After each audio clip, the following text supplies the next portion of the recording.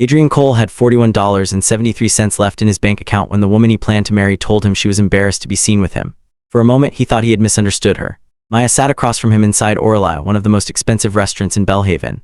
Crystal lights hung above white tables. Wine glasses gleamed beneath them. Through the windows, Adrian could see a line of luxury cars waiting under the rain. He had walked there. His best jacket was already damp around the shoulders. The small black jewelry box inside his pocket had cost him 6 months of skipped lunches, extra warehouse shifts, and nights repairing computers for strangers after work. Maya had once stopped outside a jewelry store and stared at the silver necklace in the window. She never asked him to buy it. She had only smiled and said, maybe someday. Adrian remembered things like that. Tonight was her birthday. He had imagined her opening the box. He had imagined the smile. He had imagined taking her hand afterward and telling her that he had finally saved enough for the deposit on a better apartment. Instead, Maya was sitting beside Lucas Sterling. Everyone in Belhaven knew that name. Lucas was the only son of Marcus Sterling, chairman of Sterling Group, a business empire built on real estate, hotels, logistics, commercial property, and enough money that magazines regularly wrote about what the family bought. Lucas wore a dark suit and a watch Adrian recognized from an advertisement. The watch cost more than Adrian had earned in the previous 2 years. Maya wore a diamond bracelet Adrian had never seen before. Lucas's hand rested casually behind her chair. Adrian remained standing. You said 8. Maya swallowed. I wanted to explain before you heard from someone else. Explain what? Lucas looked Adrian up and down, not angrily, not nervously, like someone inspecting a cheap product on a shelf. Maya lowered her voice. I don't think we should be together anymore. Adrian stared at her. 3 years. 3 years of instant noodles in his apartment because neither could afford restaurants. 3 years of Maya waiting for him outside night shifts. 3 years of promises that struggling now would be worth it later. Adrian had been working 14-hour days because he believed she was waiting for him to build a better future. How long? Maya looked away. Adrian. How long have you been with him? Lucas answered for her. Almost 4 months. Adrian felt something inside him become very quiet. 4 months. That was when Maya started canceling plans. That was when her messages became shorter. That was when she stopped answering calls at night. Adrian had blamed himself. He thought she was becoming tired of waiting for him to succeed, so he worked harder. He sold his old gaming console, stopped taking taxis, stopped buying coffee, skipped meals. He reached into his pocket and placed the jewelry box on the table. Maya saw the logo. Her expression changed. Adrian, don't. I already bought it.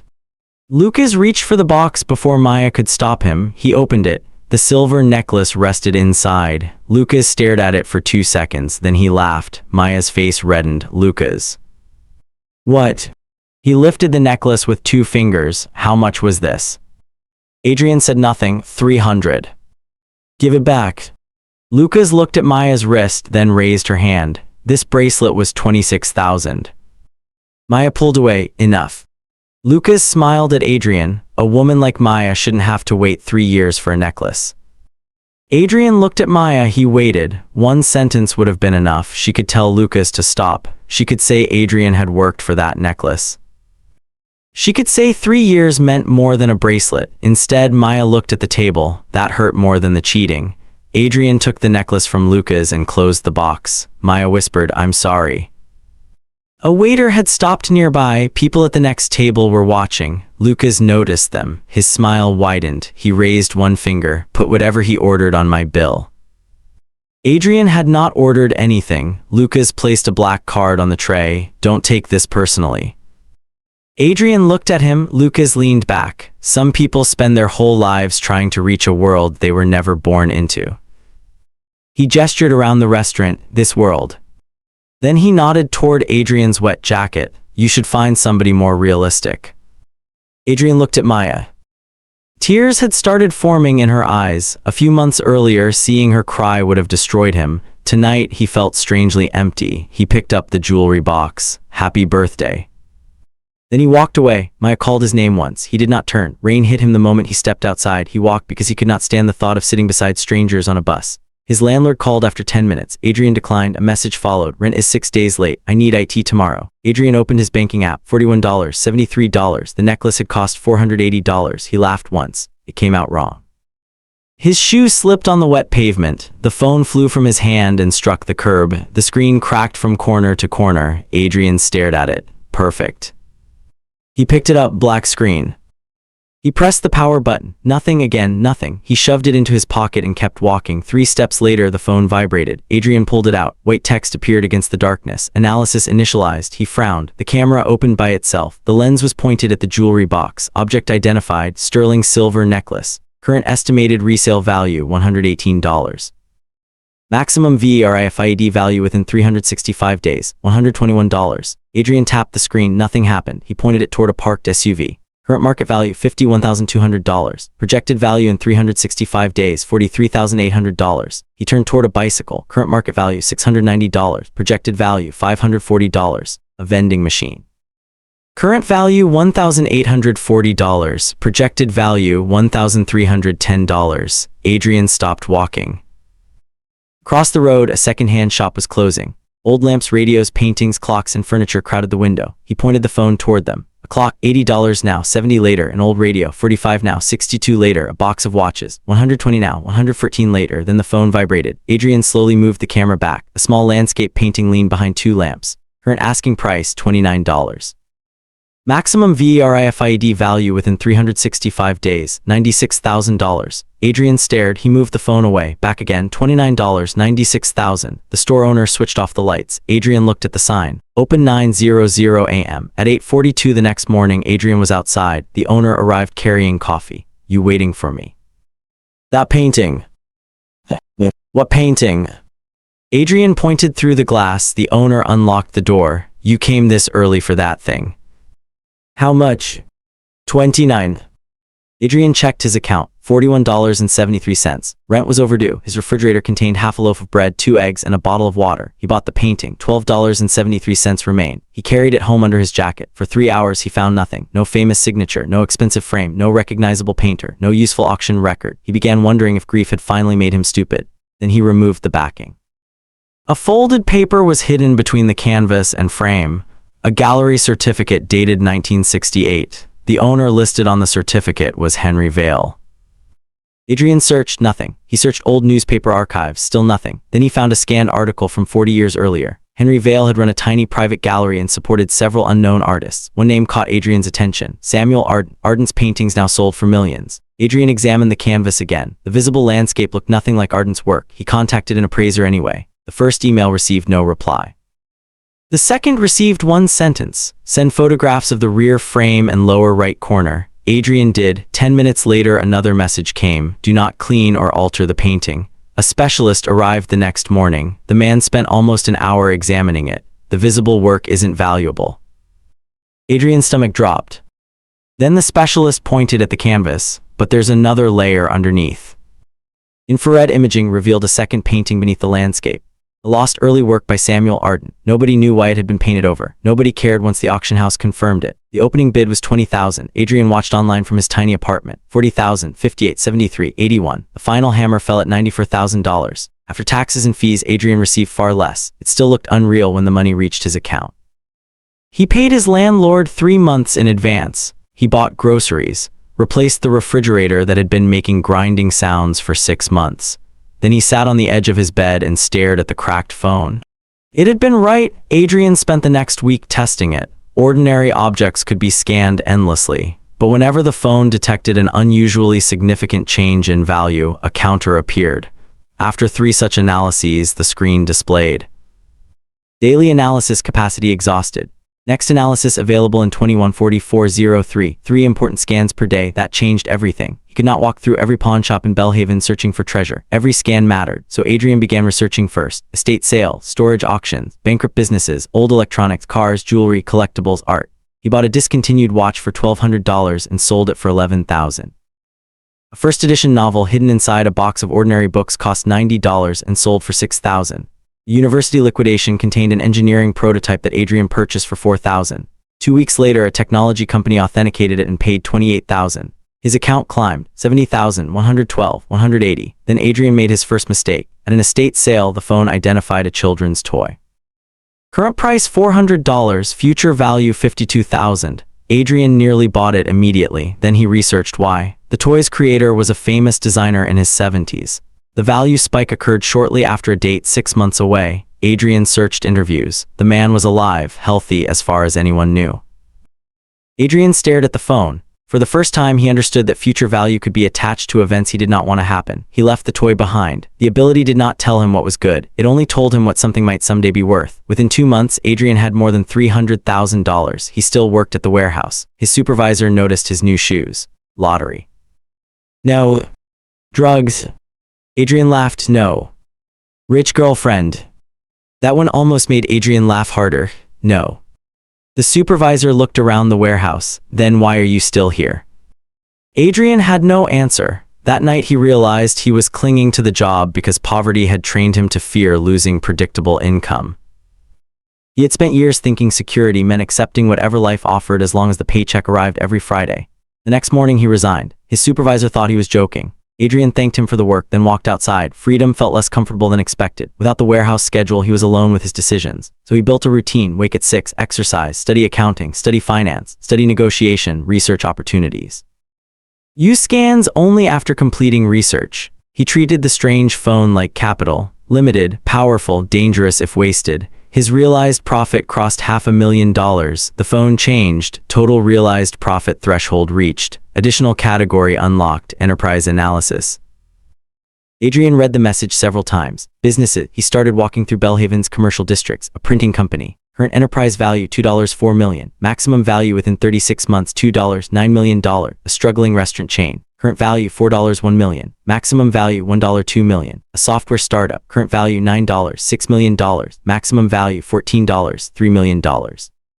Interesting but too expensive. Then Adrian reached North Star Delivery. He knew the company. Years ago its blue vans had been everywhere. Now half the depot looked abandoned. The sign had faded. Several trucks were old enough to belong in museums. He pointed the phone. Current enterprise value $2 $7 million. Maximum achievable value within 36 months $144 million.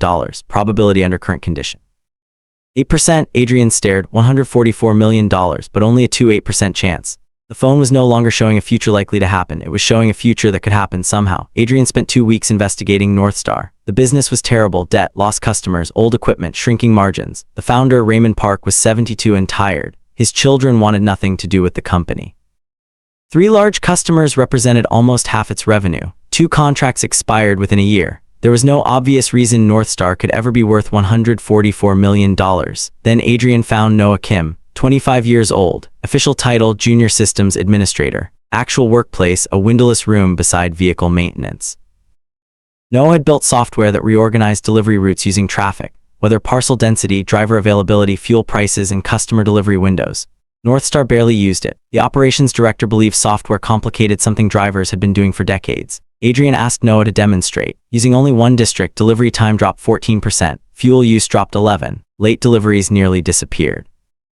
Adrian watched the map reorganize itself. The vans were not the future. Noah was. Adrian arranged a meeting with Raymond. The old man listened to his proposal, then laughed. How old are you? 25. How many companies have you run? None. How many delivery companies? None. Where did the money come from? Investments. Raymond leaned back. So you got lucky and now you want to save a business older than you. I'm not sure I can save it. Raymond stopped smiling. Adrian placed a folder on the desk. But I know your fuel costs are up 19%. 3 customers represent 41% of your revenue. 2 contracts expire this year. Half your fleet needs replacement within 36 months. Raymond's expression hardened. Adrian continued. And your most valuable employee is sitting downstairs resetting passwords. Raymond looked toward the floor. Noah. Yes. Silence. Then Raymond asked, what are you offering? The answer nearly destroyed Adrian. His first investment agreement was terrible. He did not understand secured debt, liquidation preference, voting control, existing liabilities, personal guarantees. He was preparing to risk nearly half his money without understanding what happened if North Star failed. That was when Sophia Reyes walked into the meeting. She represented one of North Star's creditors, 29 years old, calm, sharp, almost aggressively unimpressed. She read Adrian's proposed agreement, then pushed it back. Don't sign this. Adrian frowned. Why? Because it's terrible. Noah tried not to laugh. Adrian looked at the document. Which part? Most of it. She pointed. You're investing money without properly protecting yourself against existing secured debt. Another page. You're assigning value to software Northstar doesn't completely own. Noah stopped smiling. Another. You have no retention agreement with the engineer who created the software. Sophia looked at Adrian. You have money. That doesn't mean you know what you're doing. Adrian should have been offended. Instead, he took out a pen. Show me. Sophia blinked. What? Show me everything I got wrong. For 2 hours, Adrian wrote notes: debt priority, collateral, board control, ownership rights, convertible shares, employment agreements. At the end, Sophia asked, why Northstar? Adrian could not tell her about the phone. Everyone is looking at the trucks. What should they be looking at? The thing telling the trucks where to go. Sophia glanced at Noah. For the first time, she looked interested. The final deal took 3 weeks. Adrian invested nearly half his money. He received equity, board rights, and protections Sophia insisted on. Noah received a new contract and ownership in the software he was helping develop. Raymond remained chairman during the transition. The first month was brutal. Adrian discovered that identifying a valuable company was easy compared with building one. Drivers distrusted him. Managers resented him. 2 important employees quit because they thought the company was dying. A customer refused to renew. The first software rollout created routing errors that sent 3 trucks to the wrong depot and left a pharmacy chain waiting 6 hours for a delivery. Adrian spent 14 hours personally calling affected customers. One manager told him he was wasting time. Owners don't call customers. Adrian looked at him. Owners who caused the problem do. Northstar lost money that month. His phone still showed the same possibility. 144 million, probability 28%. One night Noah stared at the actual cash flow report and rubbed both hands over his face. We're going to die. Probably not. That's not reassuring. Adrian looked at him. Can the software work? Yes. Then fix it. That's your motivational speech. Do you want a longer one? No. Good. They fixed it. Adrian rode with drivers. He sat beside dispatchers and watched how route plans fell apart when loading docks were closed, elevators broke, or customers changed delivery windows without warning. He learned why a route that looked perfect on a screen could fail because a driver had to circle one building twice.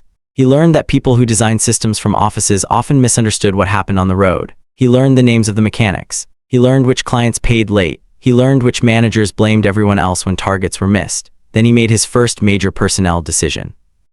The operations director who had dismissed Noah's software deliberately withheld data from the new system to make it fail. Adrian found out because a dispatcher showed him archived route logs. The director had been with Northstar for 18 years. Raymond wanted to protect him. Adrian refused. If I let him sabotage the company because he's been here a long time, everyone learns the same lesson. Raymond's expression hardened. And what lesson is that? That history matters more than performance. Raymond looked angry. For the first time since Adrian invested, the old man walked out of a meeting. Adrian fired the director anyway. The next day, half the management team expected chaos. Instead, several dispatchers quietly thanked Adrian. One said, "We've been scared to tell Raymond about him for years."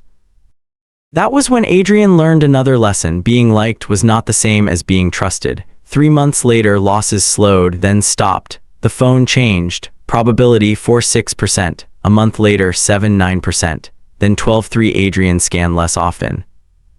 He wanted the number to confirm decisions, not make them. 6 months after Maya left him, Adrian entered a luxury car dealership. He was not there to buy something flashy. The phone had identified a 7-year-old limited production coupe that could become significantly more valuable. He was reading its service history when someone said his name, Adrian.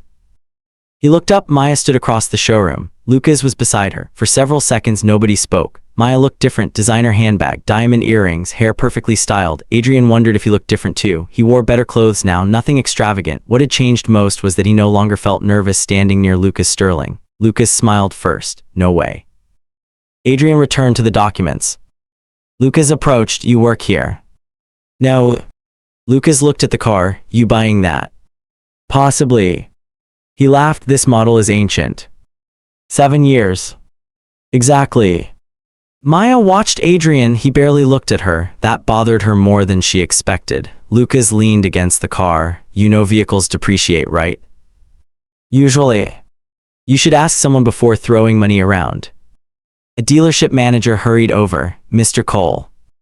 Lucas straightened. The manager barely noticed him. We located the second vehicle you asked about. The owner agreed to sell. Full service records. Complete.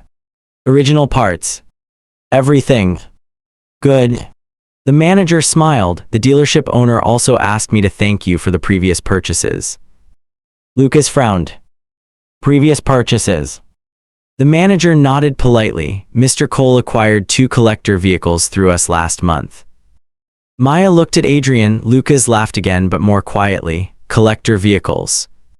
Adrian signed the documents. $86,000. Lucas watched the number. You are actually paying that for an old car.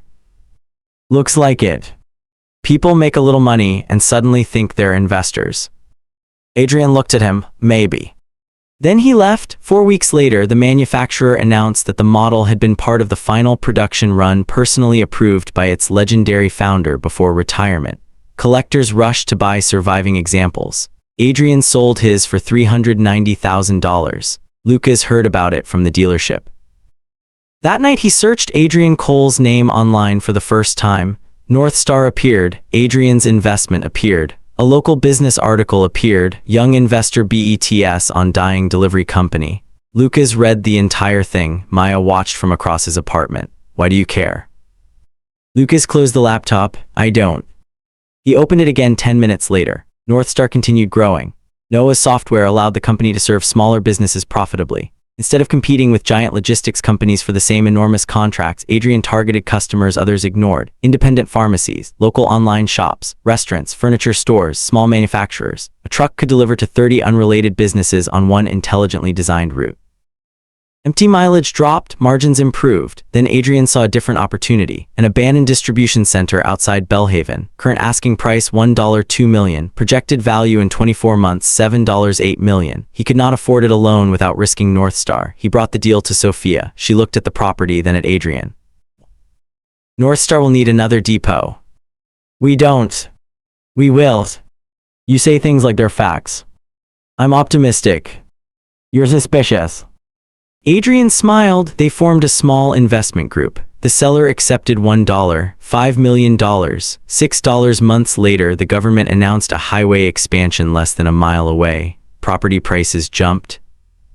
Sophia stared at Adrian while the announcement played on a television in North Star's conference room. You knew. I guessed. No. She stepped closer. You knew. Adrian changed the subject. Their relationship became strange after that. Sophia trusted his instincts. She did not trust his explanations. Adrian trusted her judgment. He also began finding reasons to invite her to meetings that did not require her. Noah noticed. One night he said, you know you can just ask her to dinner. Adrian looked up from a spreadsheet. We've had dinner. With 6 lawyers. It was still dinner. You're hopeless. Adrian threw a pen at him. Noah ducked. Then the phone nearly ruined Adrian. An industrial property appeared at auction. Current value $900,000. Maximum value within 18 months $16 million. Adrian used a second scan. Same result. He purchased quickly. Sophia was furious. You didn't negotiate. There were other buyers. You paid almost asking. I know. For an abandoned industrial site with contamination history. I checked the reports. You checked the seller's reports. Adrian ignored her concern because the phone had never been wrong. That confidence almost cost him more than money. For months, nothing happened. Then Noah investigated the area as a possible future data center location. He found environmental records. An underground chemical storage tank beneath a neighboring factory had been leaking. If it ruptured completely, contamination could spread beneath several neighborhoods. Adrian understood. The property's value could explode after a disaster. Government acquisition, redevelopment, insurance settlements. $16 million. All Adrian needed to do was nothing. Nobody knew he knew. He sat alone inside the empty warehouse staring at his phone. The number remained, 16 million. The next morning he called environmental authorities. Inspectors arrived. The tank was worse than anyone expected. Several nearby businesses were temporarily evacuated. Cleanup began before officials believed a catastrophic failure could occur. 3 days later, Adrian scanned his property. maximum projected value $1, $4 million, almost $15 million of potential profit disappeared. Sophia found him inside the warehouse. Bad news. Adrian put the phone away. Good news. You just lost most of whatever value you apparently believed this place had. No one got poisoned. She stared at him. Adrian smiled. I learned something. What? The most profitable future isn't always the best one. Sophia looked at him differently after that. Northstar's value crossed 20 million, then 30. Adrian officially became a millionaire several times over. He hated how simple the word sounded. Nobody saw the nights reading contracts, the customer calls, the failed software rollout. The mornings he woke convinced Northstar would collapse. They saw the money, and money changed the way people treated him. Banks that once refused small personal loans invited him to lunch. People who ignored emails returned calls within minutes. Former coworkers messaged him, then Maya's mother sent a text. Congratulations, I always knew you were hardworking. Adrian stared at it for a long time. He did not reply. Soon after, he received an invitation to the Bellhaven Founders Gala. Sophia told him he had to attend. I hate these things. That's irrelevant. I don't need rich people to like me. You need people controlling capital to know you exist. They know Northstar. They know a delivery company. She pointed at him. They need to know who's building it. The gala was held inside the Sterling Grand Hotel. Lucas's family owned it. Adrian nearly refused. Sophia did not allow him. You don't avoid buildings because somebody's surname is on them. She arrived wearing a dark evening dress. Adrian stared slightly too long. Sophia noticed. Problem. No. Good. Maya saw them enter together. Something tightened in her chest. Adrian moved through the ballroom. People greeted him, not everyone, but enough. A restaurant owner thanked him for solving a distribution problem. A retail executive asked about Northstar's software. A venture capitalist wanted to meet Noah. Adrian realized he was no longer invisible in rooms like this. Lucas noticed too. He approached with Maya. Adrian. Lucas. Lucas looked at Sophia. Aren't you going to introduce us? Sophia raised. I know. Lucas offered his hand. Everyone knows the Sterlings. Sophia shook it. That's true.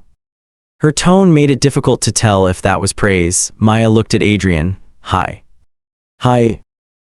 That was all. No anger, no longing, no awkward attempt to prove anything. Maya realized she preferred when Adrian hated her. Indifference felt worse. The charity auction began later. A supposedly historic painting appeared. Lucas bid immediately. Adrian scanned discreetly. Current fair value $31,000. The bidding passed $200,000, then $400. Lucas noticed Adrian watching. Interested. Adrian raised his paddle. $600,000. Lucas answered. $700. Maya looked between them. Adrian scanned once more. $31,000. He lowered his paddle. Lucas won for $820,000. Applause filled the room. Lucas leaned toward Maya. That's how you win. Adrian heard him. He said nothing. Several lots later, a damaged portrait appeared. Unknown artist, chipped frame, starting price $3,000. Adrian scanned. Current value $4,400. Potential VERIFIED value after restoration $5 $2 million. He raised his paddle. Lucas laughed. Seriously. Nobody else cared. Adrian bought it for $14,000. 2 weeks later, restoration specialists discovered a missing work beneath the visible painting. A lost portrait by one of the country's most celebrated artists. The story became national news. A collector offered Adrian for $6 million. He accepted. The newspapers loved the comparison. Sterling Heir pays $820,000 for $30,000 painting while young investor turns $14,000 into millions. Lucas threw the newspaper across his apartment. Maya looked at him. What? Nothing. You were smiling. I wasn't. Lucas opened his laptop. He searched Adrian again. The auction changed Adrian's world. Television programs invited him. Business podcasts called. Private investors wanted meeting. Adrian refused most. One invitation caught his attention. A private auction of technology assets recovered from bankrupt companies. Most lots were uninteresting. Old patents, computer equipment, software licenses. Then his phone vibrated as he passed a small memory module inside a plastic evidence container. Current auction value $8,000. Maximum strategic value unquantifiable. Adrian stopped. He had never seen that word. He scanned again. Access restricted. Origin connection detected. His pulse accelerated. He bought the module for $11,000. That night he connected it to an isolated computer.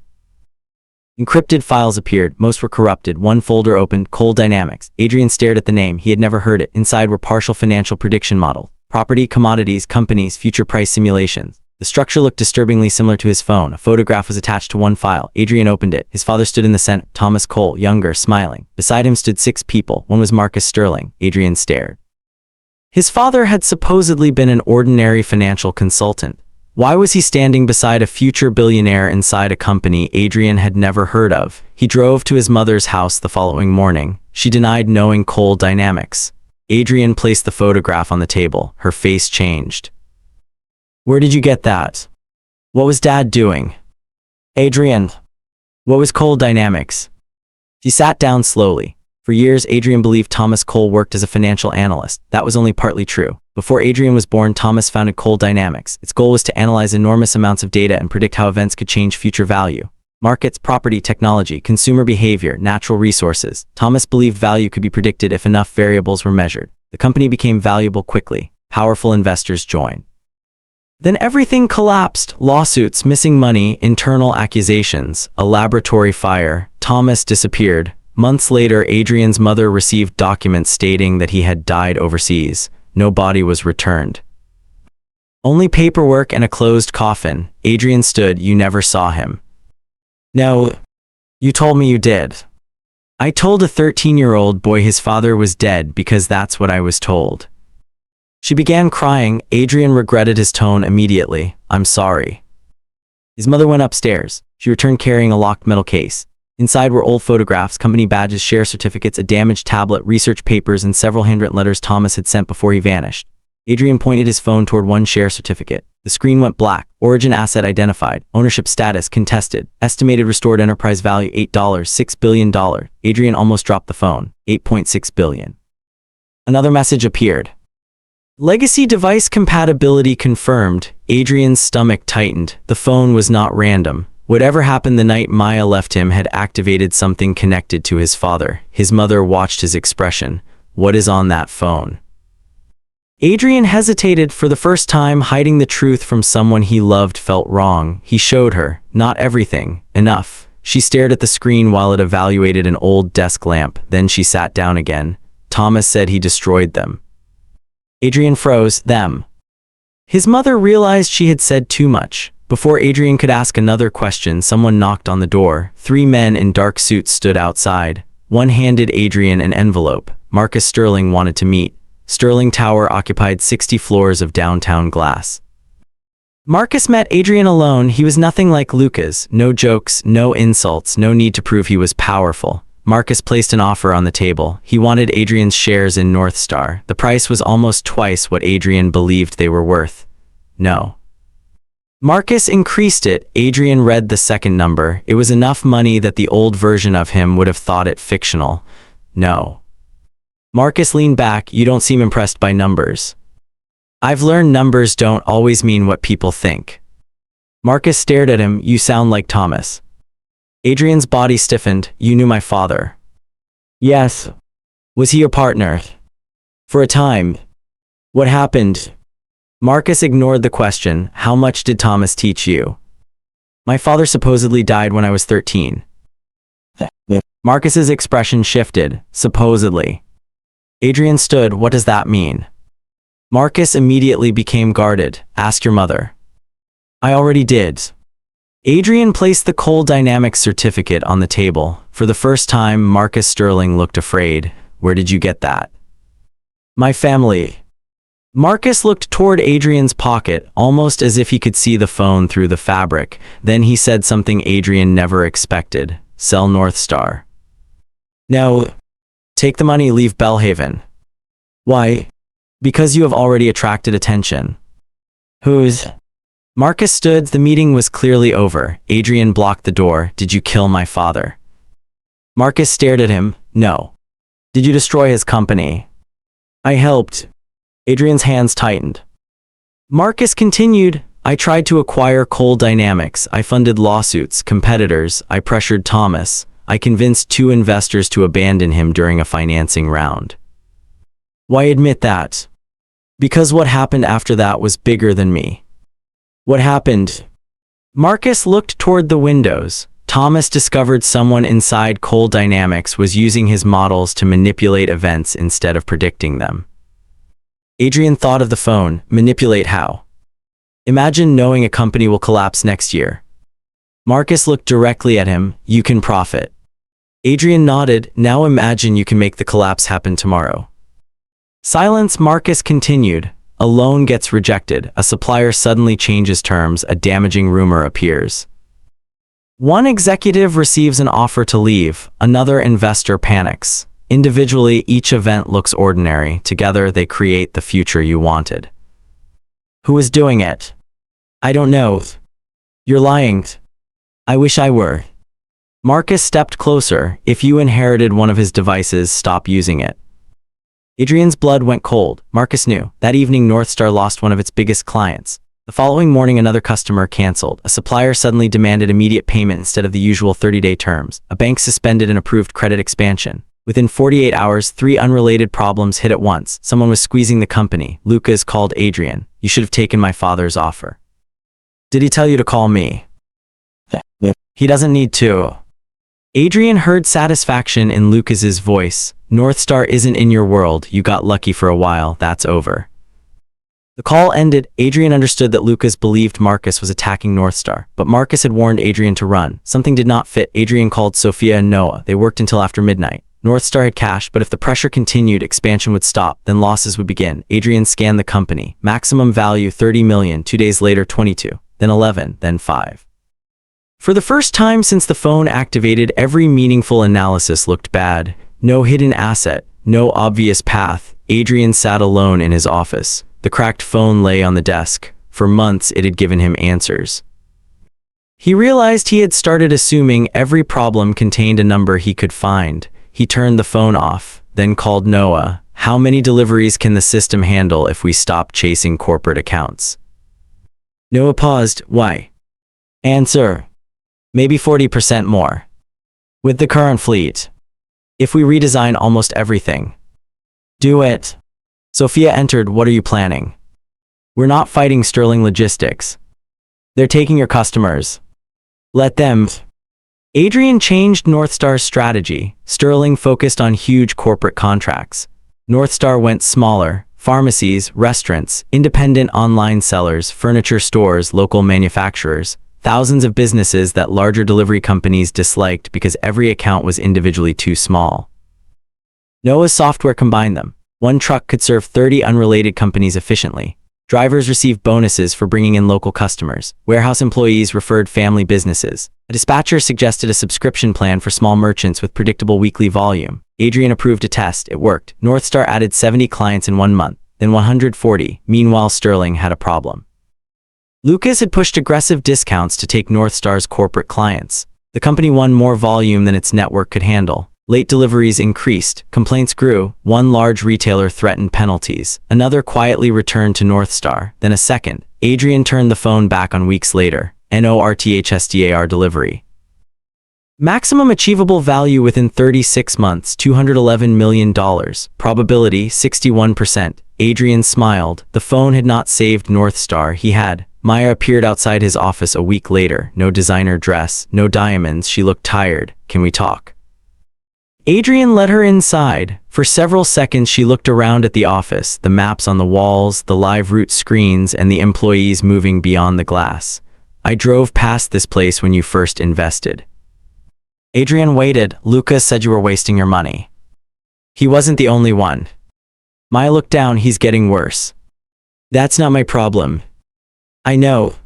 She told him. Lucas talked about Adrian constantly. Money, cars, media attention, business wins. He compared every success to Adrian. He had also begun using Sterling employees to investigate Northstar's suppliers. Maya had learned Lucas was secretly trying to acquire one of Northstar's largest warehouse service companies. His plan was to terminate Northstar's agreement after gaining control. Why are you telling me? Because I'm leaving him. That doesn't answer the question. Maya looked down. I'm sorry. Adrian waited for everything. The restaurant. Especially that. Her voice broke. I wanted Lucas to believe I had completely chosen him. I thought if I defended you, he'd think I still cared. You did care. I did. You still let him humiliate me. I know. She wiped her face. Adrian felt no satisfaction. He had imagined this moment many times, Maya regretting everything. Maya seeing him successful, Maya asking for him back. In his imagination, revenge felt incredible. In reality, he felt tired. Maya whispered, "When I left you, I told myself I was choosing a better future." The word future almost made him laugh. She continued, "I wasn't wrong for wanting stability.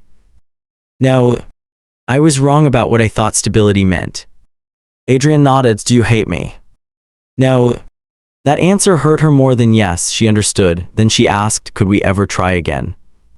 Months ago, Adrian would have given anything to hear that. Now the answer came easily. No.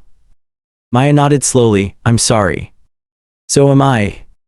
She left. Adrian immediately called Sophia. She investigated Lucas's supplier acquisition. 24 hours later, she called, "Do not interfere." "You found something."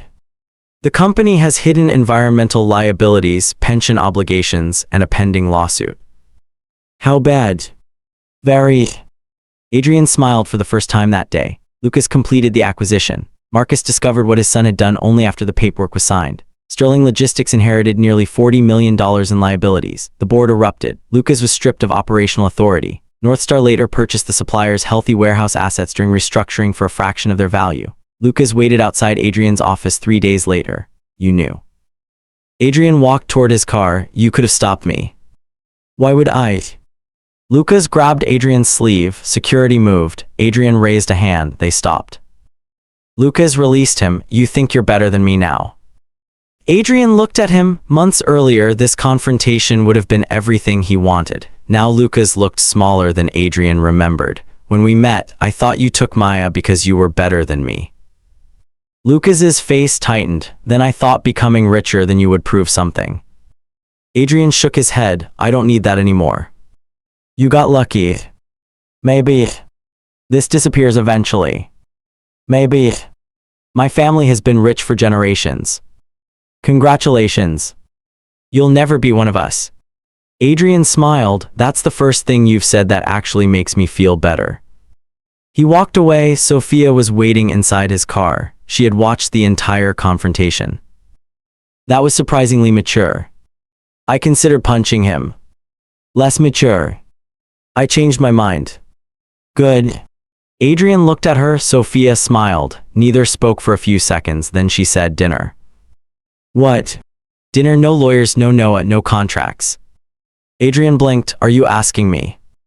"I'm tired of waiting for you to figure it out." He laughed. "Yes." Their first real dinner was almost uncomfortable because Adrian kept expecting business to become the topic. It didn't. Sophia told him about growing up with a father who lost a small company during a financial crisis. She remembered hearing him argue with bankers through a bedroom wall while pretending to sleep. That was why she became obsessed with understanding debt. "I hated not knowing what they were talking about," she said, "so I learned." Adrian told her about night shifts, repairing computers after work, and the first apartment he rented with a mattress on the floor because he could not afford furniture. He told her about Maya. He told her about his father. He did not tell her about the phone, not yet. Sophia already knew he was hiding something. She did not push. Their relationship developed slowly. Adrian liked that. Nothing needed to happen overnight. Then Raymond Park called.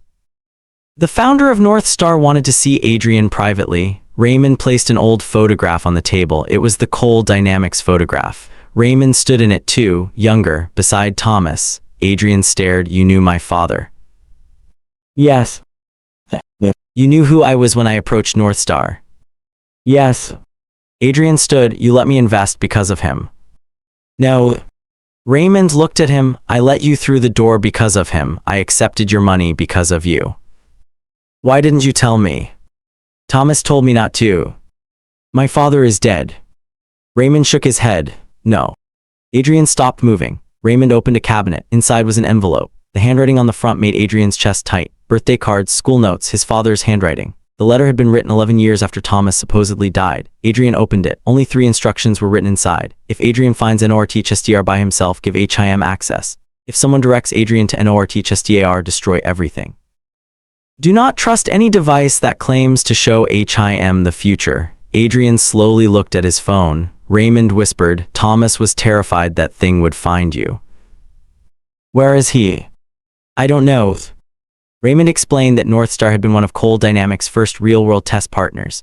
Thomas used delivery data to improve prediction models, routes, fuel demand, traffic, consumer purchases, inventory movement. After Cole Dynamics collapsed, Raymond destroyed most of the systems Thomas had installed. One server remained beneath Northstar's oldest depot. Adrian and Noah entered the underground room that night. Dust covered old equipment.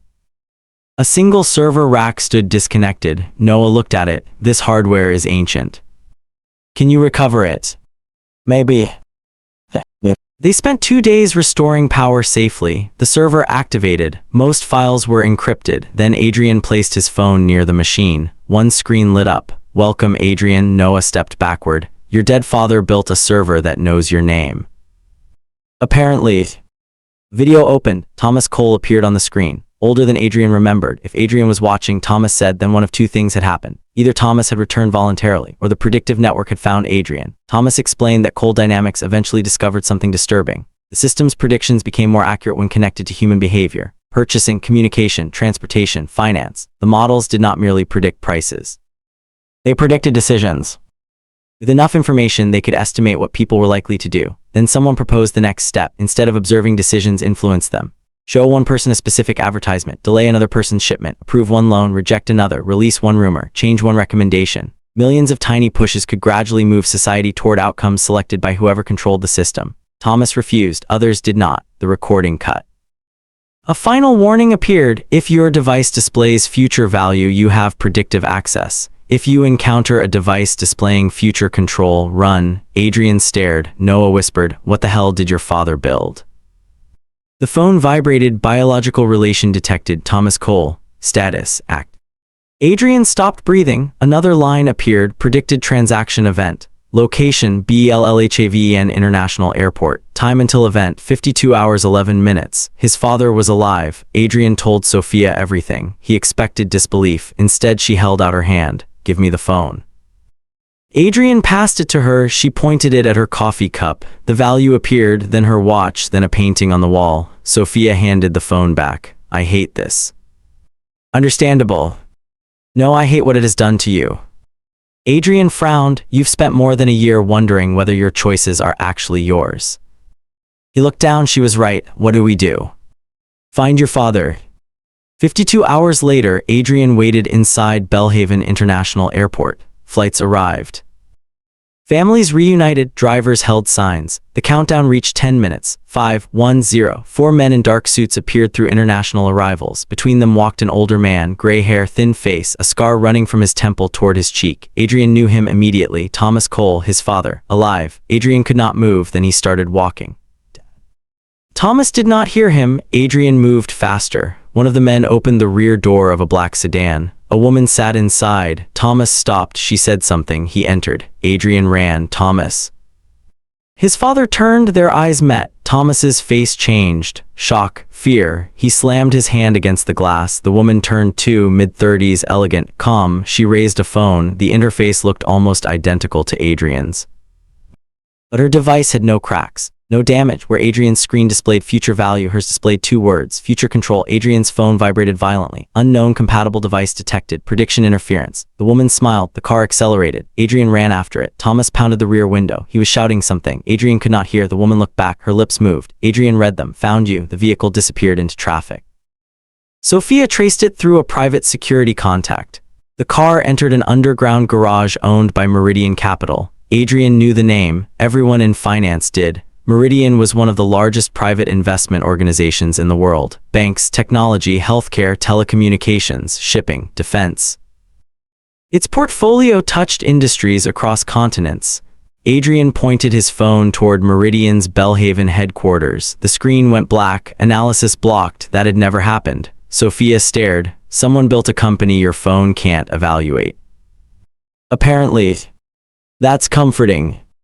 It wasn't. 2 days later, Adrian received a message from an unknown number. Old train station. Midnight, come alone, do not bring the device. Adrian showed Sophia, you're not going alone. He specifically said alone. Your father has been missing for 12 years and just arrived surrounded by private security. I am comfortable ignoring instructions.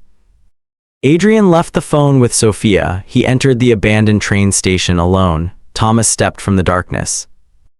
For several seconds, neither moved. Adrian had imagined this reunion since childhood. He imagined hugging him, yelling, crying. Instead, he asked, "Why?" Thomas's face broke. "I'm sorry. 12 years. I know. You let me think you were dead. I know. You let Mom think you were dead. That wasn't supposed to happen." Adrian laughed bitterly. What was supposed to happen? Thomas explained he had gone into hiding after discovering Meridian's influence inside Coal Dynamics. The woman at the airport was Evelyn Voss, a Meridian director. She controlled an advanced branch of Thomas's technology. Future control did not literally control the future. It simulated millions of possible outcomes and recommended small interventions most likely to create the result Meridian wanted. Destroy a company, trigger a merger, increase a commodity price, push a politician, create a panic, break a partnership, move public opinion. Adrian's future value device was older. Thomas had intentionally limited it. 3 important analyses per day, no direct human predictions, no intervention instructions. Why did it activate for me? It wasn't supposed to. Then why did it? Thomas looked ashamed. I built a contingency. If Thomas died or vanished permanently, a dormant device could authenticate his biological heir. Adrian. The phone had been part of an old consumer test program. Its damaged security chip exposed a hidden partition that had remained dormant for years. Adrian almost laughed. So Maya dumps me, I smash my phone and accidentally activate my inheritance. Thomas looked surprised. Who is Maya? Long story. For half a second, the absurdity almost made them both smile. Then Adrian's expression hardened. Why does Meridian care about me? They don't. Great. They care about what you can unlock. Thomas explained that Coal Dynamics' original model existed in fragments. Meridian controlled some, Thomas hid others. Adrian's device could authenticate ownership of source assets worth billions. Why did Marcus warn me? Marcus was greedy, not evil. That sounds like a generous distinction. He tried to take the company through business. Meridian tried to take it through people. Thomas looked toward the dark entrance. They manipulated employees, debt, relationships, careers. They broke trust until Coal Dynamics destroyed itself. Adrian thought of Maya. Did they manipulate my relationship? Thomas shook his head immediately. Don't do that. What? Don't start blaming the system for every painful thing in your life. Adrian stayed silent. That's how this technology destroys you even when it isn't being used. You stop believing anything happens naturally. Thomas was right. Maya made her choice. Lucas made his. Adrian made his. Not everything needed a hidden controller. Thomas handed him a small encrypted drive. Proof. Proof of what? Meridian shell companies' asset seizures, manipulated acquisitions, enough to understand them, not enough to destroy them. Come with me. I can't. Why? They think I still know where the master model is. Do you? Thomas smiled sadly. No. Adrian stared. Then who does? Thomas tapped Adrian's chest. You. I don't know anything. You don't need to. Thomas explained that the master encryption key had 2 parts, genetic authentication and behavioral authentication. Adrian felt cold. The phone is judging me. Yes. Every scan, every deal, every choice, the contaminated property, North Star, the phone had not only been helping him, it had been evaluating him. It was designed to determine whether the heir would use prediction only for personal gain or whether they could reject profitable outcomes that harmed others. Adrian remembered the $16 million property. What happens if I pass? You gain access to something Meridian has spent 15 years searching for. A sound echoed outside. Thomas stepped back. You need to go. Come with me. I can't. Dad. Thomas looked at him. For 1 second Adrian saw the father who once taught him to ride a bicycle. Then the older man's expression hardened. Protect your mother, protect Sophia, and stop believing becoming rich makes you powerful.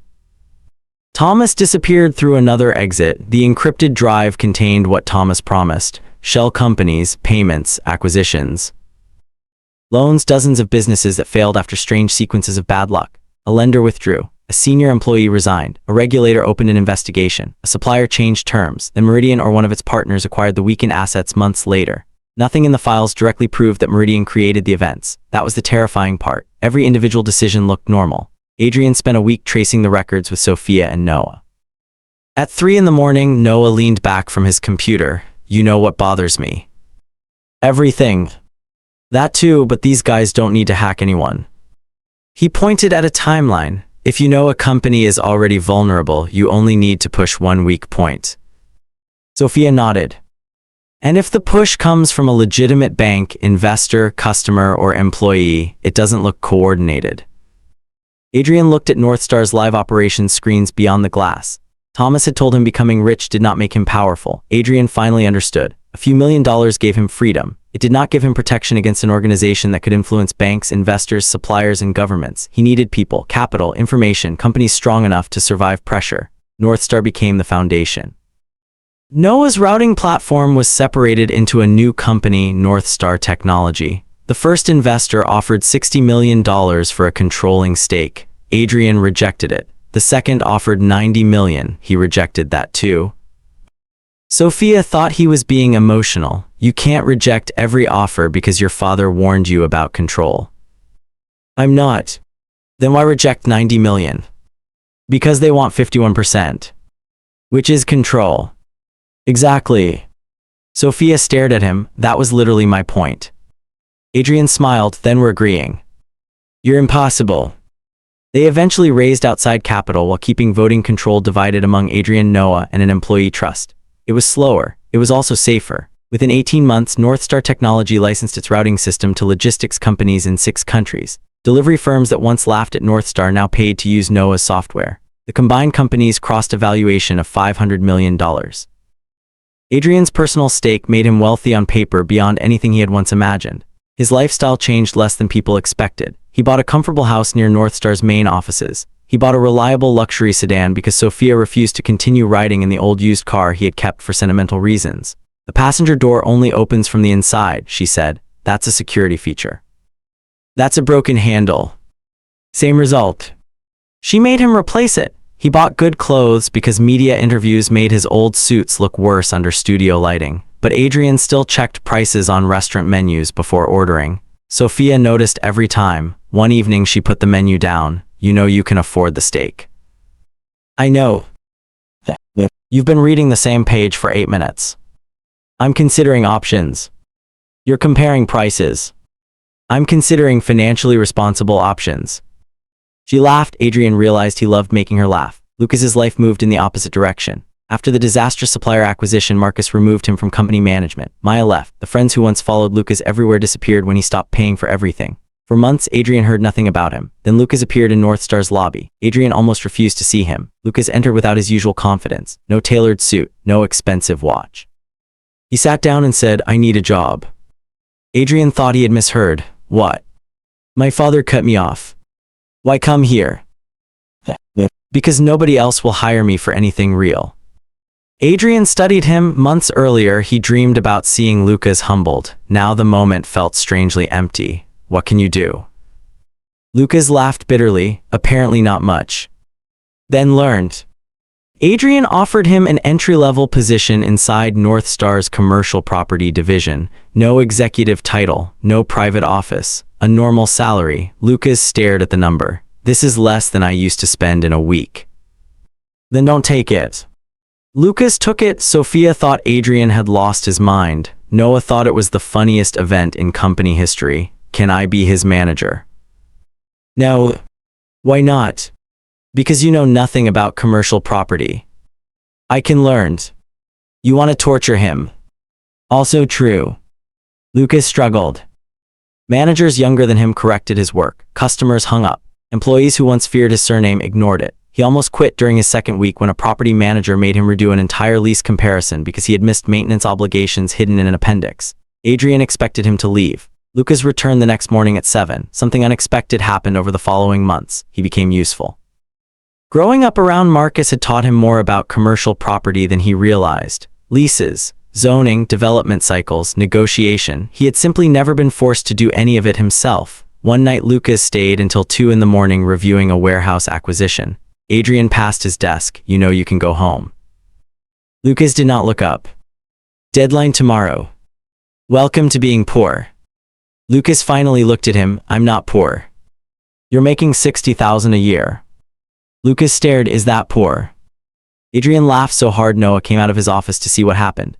Their relationship never became friendship, not exactly, but hatred faded. Then Meridian made its first direct move against North Star Technology. A short-selling firm released a report accusing the company of falsifying customer numbers and exaggerating software performance. The report arrived before the market opened. By noon, every financial channel was discussing it. One partner suspended expansion. Two prospective clients delayed contracts. An investor demanded a board meeting. Northstar's private valuation dropped sharply in secondary transactions. Adrian scanned the company. The future value collapsed. He almost used all 3 meaningful scans searching for an answer, then stopped. He remembered Thomas. The phone was a tool, not his brain. Adrian called a public meeting. Sophia thought he was moving too fast. If we open everything while they're throwing accusations around, one accounting error becomes a headline. Then we find the errors before they do. There will be errors. Every company has errors. Good, we show them too. Noah looked horrified. You want to show people our bad data? I want to show them all the data. Northstar opened its books to an independent audit. With customer permission, Noah demonstrated the routing system live using real deliveries.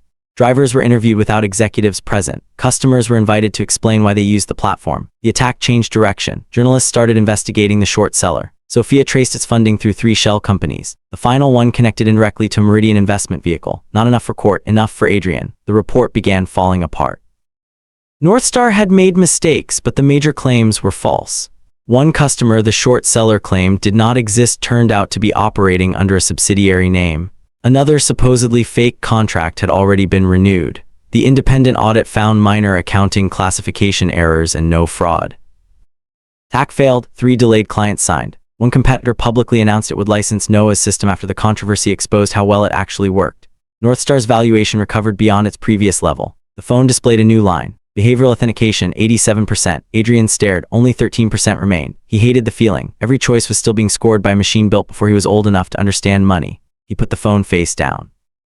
Sophia noticed. Bad prediction. No. Then what? Adrian looked at her. He wanted to tell her about the score before he could. Maya called. Adrian almost ignored it. Then she sent a message. It's my father, please. Maya's father had invested most of his retirement savings into a property development fund connected to Sterling Group.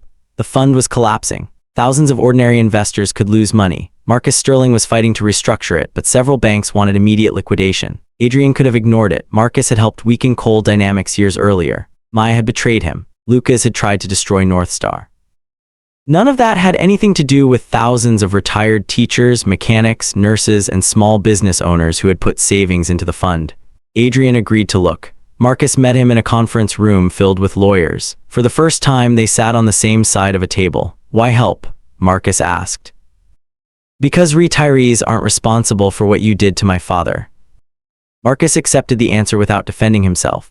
Lucas joined the restructuring team. At first, Marcus barely acknowledged him. Then Lucas found a flaw in one bank's liquidation model. Several properties were being valued as if all had to be sold within 90 days. Lucas proposed separating stabilized assets from unfinished developments, selling only enough to meet immediate obligations and refinancing the rest. Marcus stared at the analysis. You did this. Lucas's expression hardened defensively. Yes. Marcus read it again. It's good. 3 words. Lucas said nothing, but Adrian saw his shoulders change. For perhaps the first time in his life, Lucas had received approval from his father for something he actually did. The restructuring took months. Not everyone recovered everything, but most investors avoided catastrophic losses. Maya's father recovered enough to keep his retirement intact. Afterward, Maya met Adrian outside the office. Thank you. You don't owe me anything. I know. She smiled sadly. You really did become everything I thought I wanted. Adrian shook his head. No. She looked at him. I became what I wanted. Maya nodded. This time when they separated, there was no regret, only an ending. Adrian checked the phone later that night. Behavioral authentication, 93%. Then Evelyn Voss invited Adrian to dinner, a public restaurant. Sophia knew where. 2 security professionals sat several tables away pretending to be a married couple. Evelyn arrived alone. She wore a simple dark suit and no jewelry except a thin silver watch. That surprised Adrian. He had expected someone representing Meridian to look more obviously wealthy. Then he realized obvious wealth was for people who wanted to be noticed. Evelyn sat down. You've done well. You tried to destroy my company. We tested it. Interesting word. If Meridian wanted Northstar destroyed, it would be destroyed. Adrian stared at her. Evelyn smiled faintly. That's not arrogance at scale. She placed a folder on the table. Inside was an offer. Meridian would acquire 20% of Northstar Technology at a valuation of $2 billion. Adrian would receive hundreds of millions personally. No board control, no operational restrictions, no obvious trap. Adrian read every page. Why?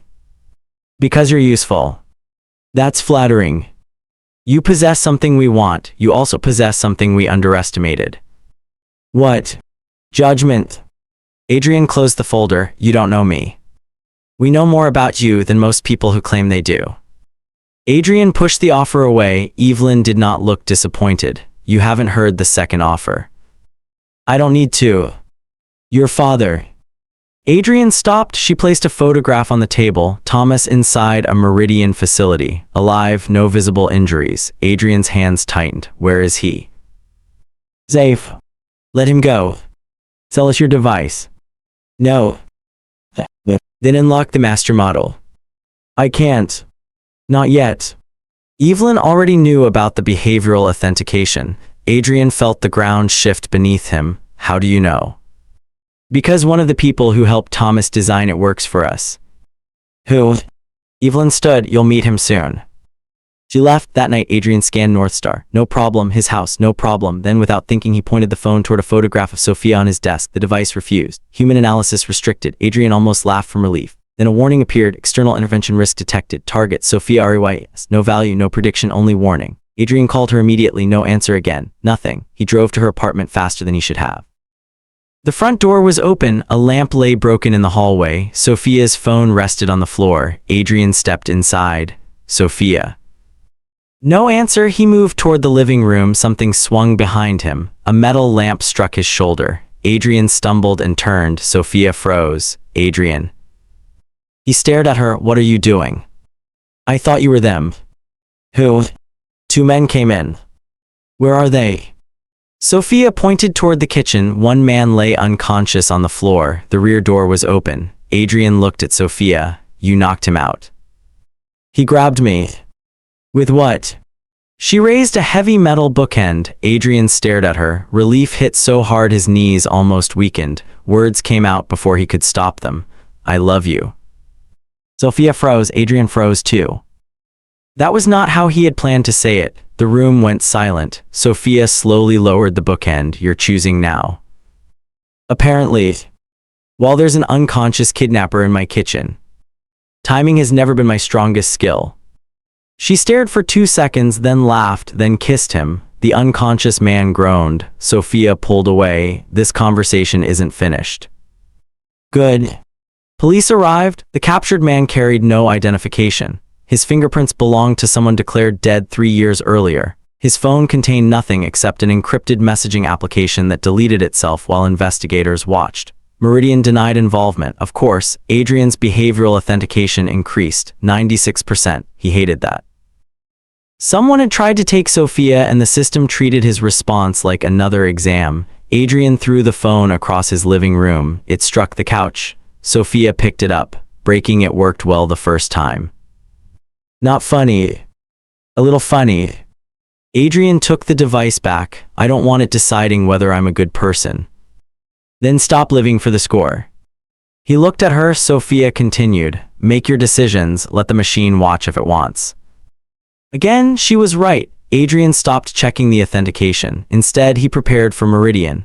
Marcus Sterling agreed to help, not because he liked Adrian, because Thomas had once been his friend and Meridian had grown powerful enough to threaten Sterling Group 2. Raymond provided old coal dynamics contacts. Noah built systems designed to detect unusual data manipulation and coordinated pressure across Northstar's suppliers and lenders. Lucas surprised everyone by identifying several properties Meridian quietly controlled through shell companies. He had spent his childhood watching Marcus structure real estate deals. Now he used that knowledge against people far more powerful than either of them. Their alliance looked ridiculous on paper. A former warehouse worker, a finance specialist, a software engineer, an aging delivery company founder, a billionaire who once tried to destroy Adrian's father, and the spoiled rich man who stole Adrian's girlfriend. Noah looked around the meeting room. If somebody told me this was my life 2 years ago, I would have asked what drugs they were taking. Lucas looked at him. You still dress like that voluntarily. Noah looked down at his hoodie. It has pockets. Adrian almost laughed. Then every screen in the room went black. Computers, phones, wall display. A single word appeared. Stop. Noah's smile disappeared. Then another line. You are not the only people who can predict your next move. The screens returned to normal. Nobody spoke. Evelyn was watching. Adrian decided to do something the system might not expect. Nothing. For 3 weeks, he stopped investigating Meridian publicly. North Star focused on business. Marcus resumed normal operations. Lucas returned to property deals. Sophia traveled for investor meetings. Adrian deliberately allowed visible pressure to fade. Then he moved quietly. North Star began acquiring small distressed data centers and communications infrastructure through unrelated partnerships. Not because they were especially profitable, because Thomas's files suggested the master model depended on distributed computing access built years before cloud infrastructure became common. Meridian noticed too late. 3 old data centers contained fragments of Cold Dynamics code. 2 were useless. The third contained encrypted authentication records. The phone accepted them. Without Adrian checking, behavioral authentication reached 98%. Then his mother disappeared. No forced entry, no struggle, only a note on the kitchen table. Adrian, I'm sorry, I should have told you sooner. He read it twice, then noticed a phone number written on the back. He called. His mother answered, I'm safe. Where are you? With someone who can explain. Mom, your father isn't the only person who lied to you. The line disconnected. Adrian felt something colder than fear. His mother had gone voluntarily. Hours later, an address arrived. A small church outside Belhaven. Adrian went with Sophia. His mother waited inside. Beside her sat a man Adrian recognized from the old Cold Dynamics photograph. Dr. Elias Warren, one of Thomas's original partners. Evelyn's words returned. One of the people who helped him design it works for us. Adrian stared at Elias. You work for Meridian. I did. Until yesterday. Adrian did not sit. His mother looked at him. Elias helped your father hide us after Cold Dynamics collapsed. Then why did Dad disappear? Elias answered, because Thomas believed Meridian would eventually come for you. Seems he was right. Not completely. Elias looked tired. Future control wasn't created by Meridian. Adrian frowned. Thomas created it. Silence, that's a lie.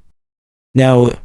Elias continued. Thomas created both branches, future value for prediction, future control for intervention. At first, Thomas believed intervention could prevent disasters, stop market collapses, redirect supply chains before shortages, identify companies likely to fail and save jobs. Then the technology became more powerful. Thomas realized controlling outcomes meant controlling people. He tried to destroy future control. Elias argued they should keep it.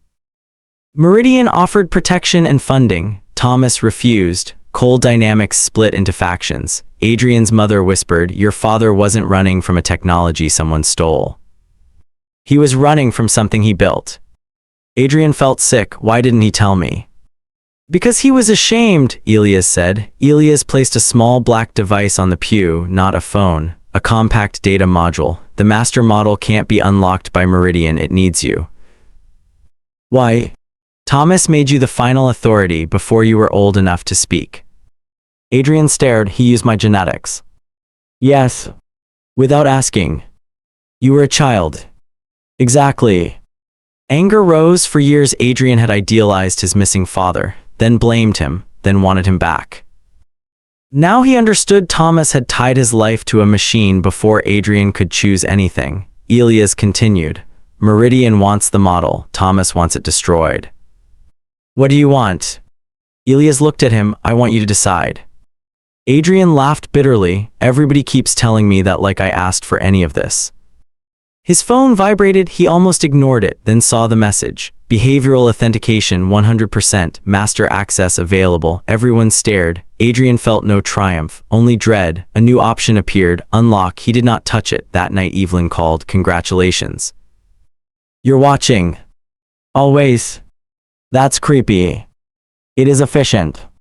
Adrian looked at the unlock option still glowing on his phone. Let my father go. Thomas is free to leave. Adrian's grip tightened. What? Ask him. The line went dead. Adrian stared at the phone. Every time Evelyn answered a question, she created a worse one. Thomas had arrived in a Meridian vehicle. He had met Adrian secretly. He had warned him about Meridian, but he had never actually said Meridian was holding him prisoner. Adrian called the number Thomas had used. No answer. Again, nothing. Then Noah called. The underground server just came online by itself. Adrian, Sophia, Elias, Marcus, Lucas, Raymond, and Noah gathered beneath North Star's old depot. A live video feed appeared. Thomas sat inside a clean white room, no restraints, no guards visible. Evelyn stood behind him.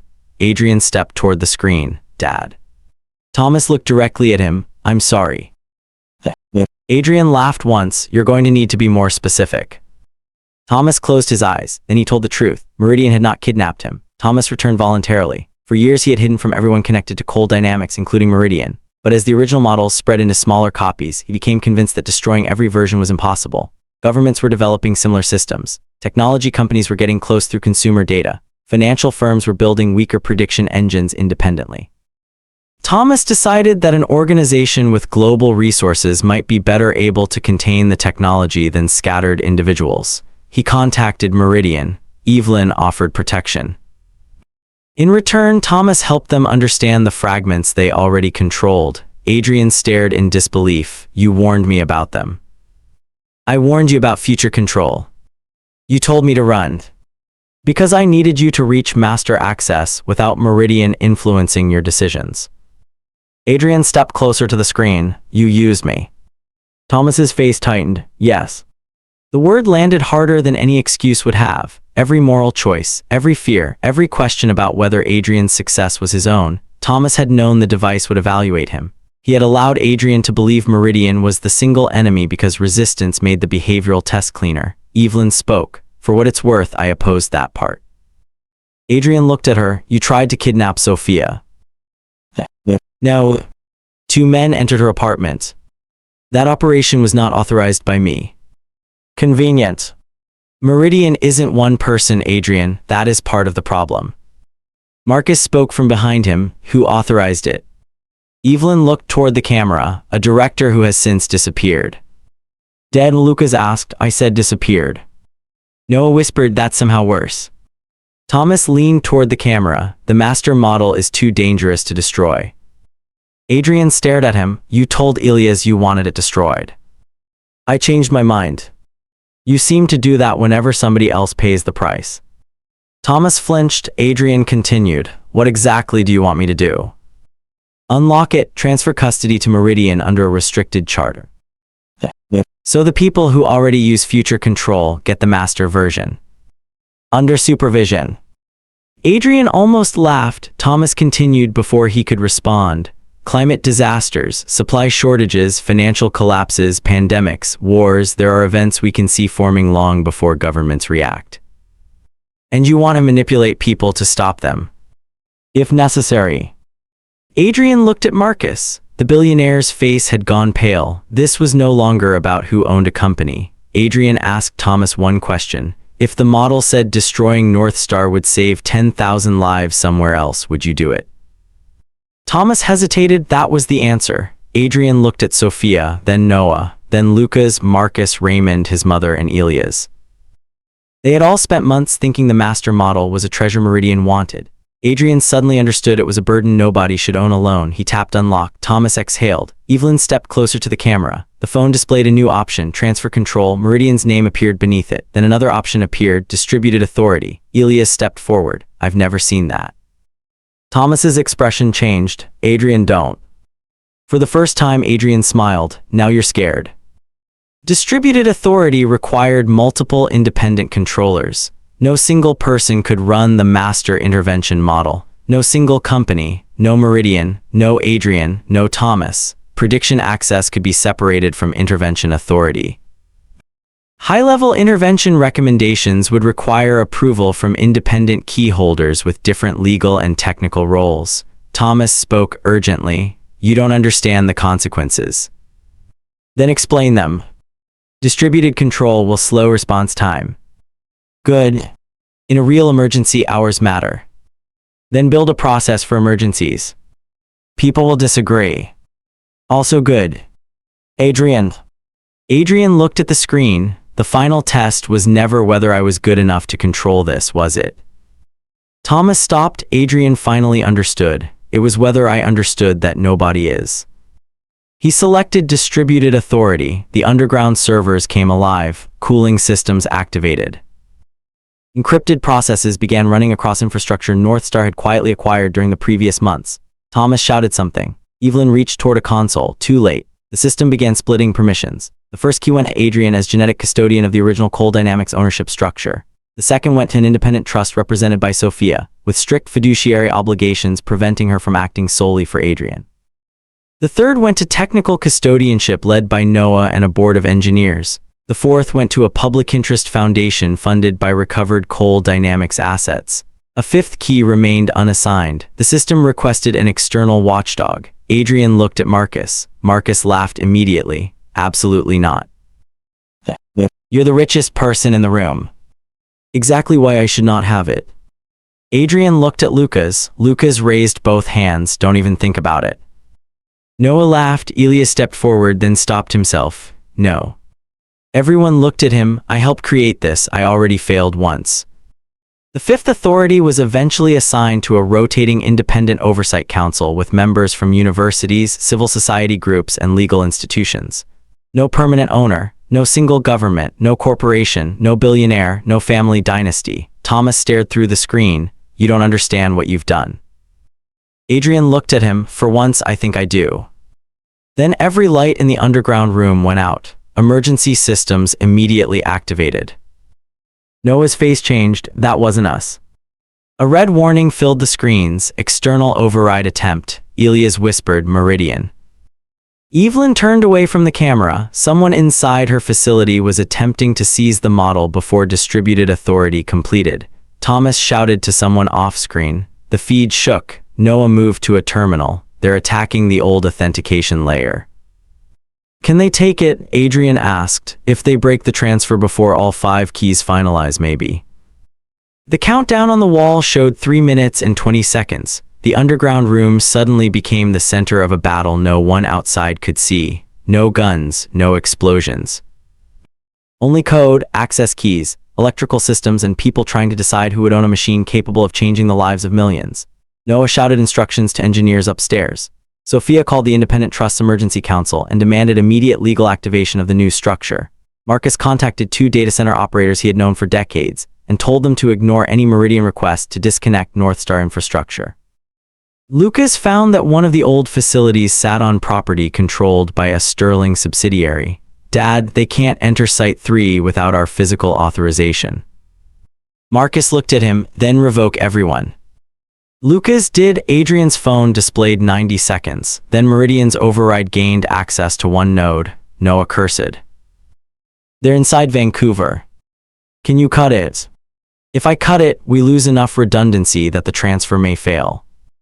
Adrian looked at the options. The phone suddenly offered him a recommendation. Temporary centralization available. Assign master control to genetic custodian for 10 minutes. Adrian froze. It was the easiest solution. Give him everything for 10 minutes. Let him defeat the override, then distribute it afterward. Thomas saw the same prompt on his screen. Do it. Evelyn shouted no. Adrian looked at her. For the first time, Evelyn sounded afraid. If you centralize during an active attack, the system may permanently identify you as emergency controller. Thomas snapped, we can fix that later. Adrian remembered the first painting, $29. 96,000. The phone had shown value, not consequences. Now it was offering power, not consequences. He refused. Noah stared. Then I need another node. Adrian looked at Marcus. How fast can Sterling Tower's private data center connect? Marcus understood immediately. Minutes. We have 48 seconds. Lucas was already calling. Sterling Tower's systems joined with seconds remaining. The 5th key finalized. The transfer completed. Meridian's override died instantly. The room went silent. Adrian's phone changed. Master control none. Distributed authority active. Noah sat down on the floor. I would like a normal job now. Sophia leaned against Adrian. You lasted 11 seconds before refusing absolute power. Was that slow? A little. Adrian laughed from pure relief. On the video feed, Thomas stared at him. Evelyn looked toward Thomas, then unexpectedly she smiled. Thomas turned on her. You knew this was possible. I suspected. You let him do it. I wanted to know what he would choose. Adrian groaned. Does everyone in my life have a secret test for me? Sophia touched his arm. I don't. Thank you. I already know your annoyings. Even Marcus laughed. Thomas did not. The feed ended. For several days, nothing happened publicly. That almost made Adrian more nervous. Meridian Capital still existed. Its towers remained full. Its funds still controlled billions. Evelyn did not get arrested. Thomas did not return home. There was no dramatic announcement telling the world that a hidden predictive system had nearly been centralized under one organization. Reality was messier. Lawyers moved first, then regulators, then journalists. The evidence Thomas had collected, combined with documents Elias provided, revealed years of aggressive acquisitions rooted through Meridian shell companies. Some actions were legal, some lived in gray areas, some were not. Investigations opened in 4 countries. 2 Meridian executives resigned. A third disappeared before he could be questioned.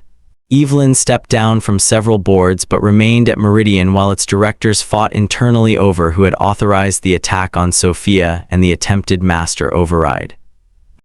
Marcus Sterling publicly admitted that he had participated in campaigns designed to weaken coal dynamics years earlier. The confession cost Sterling Group. Partners demanded answers. 2 board members resigned. The company's stock fell. Lucas read the statement in Adrian's office. He didn't have to say all of that. Adrian looked at him. Yes, he did. Lucas nodded after a moment. I know. It was the first time Adrian heard him say those words without resentment. Northstar Technology became one of the technical custodians for the distributed prediction system, but Adrian insisted on separating the 2 organizations legally. No shareholder in Northstar could claim ownership over Coal Dynamics' public interest assets. No investor could buy access by buying Northstar shares. Sophia spent weeks helping design the trust structure. Noah complained constantly. I became a software engineer because I didn't want to read legal documents. Sophia dropped another binder on his desk. Congratulations. I miss Roots. Roots were innocent. Adrian smiled. For the first time in years, he began imagining a life that did not revolve around the phone. He used future value less and less. Sometimes days passed without a single meaningful scan. Northstar continued growing because the people inside it had learned how to operate without supernatural answers. Then Marcus Sterling called an emergency meeting. A private investment group named Cross Atlantic had quietly accumulated debt and minority shares tied to several Sterling subsidiaries. On its own, none of the purchases mattered. Together, they created a path to a hostile takeover of 3 critical assets. One was Sterling Tower's private data center, the same facility that had saved the distributed transfer. Adrian read the documents. They don't want Sterling Group. Marcus nodded. They want the infrastructure.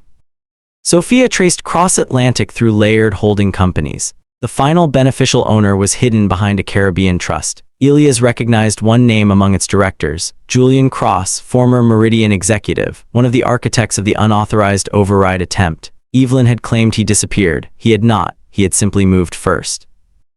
Cross was building his own coalition of investors, former Meridian employees, and private intelligence contractors. He could not seize the distributed model directly, but if he controlled enough of the physical infrastructure hosting its key fragments, he could create leverage. Marcus looked at Adrian. I need your help. The request would have been unimaginable 2 years earlier. Lucas's father, the man who helped destroy Coal Dynamics, the billionaire whose son humiliated Adrian in a restaurant. Now he was asking Adrian to help save his company. Adrian looked at Lucas. Lucas did not ask. That mattered. He simply placed a financial model on the table. Cross Atlantic expects us to defend the 3 assets directly. If we do, they'll force the price up and drain liquidity. Adrian read the analysis. It was good, very good. What's your alternative? Lucas pointed at a map. Let them think the assets matter more than they do. Marcus frowned. They do matter. Today. Lucas looked toward Noah. How long to replicate the data center capacity somewhere else? Noah leaned forward. Physical capacity, 6 months. Secure configuration, maybe 9.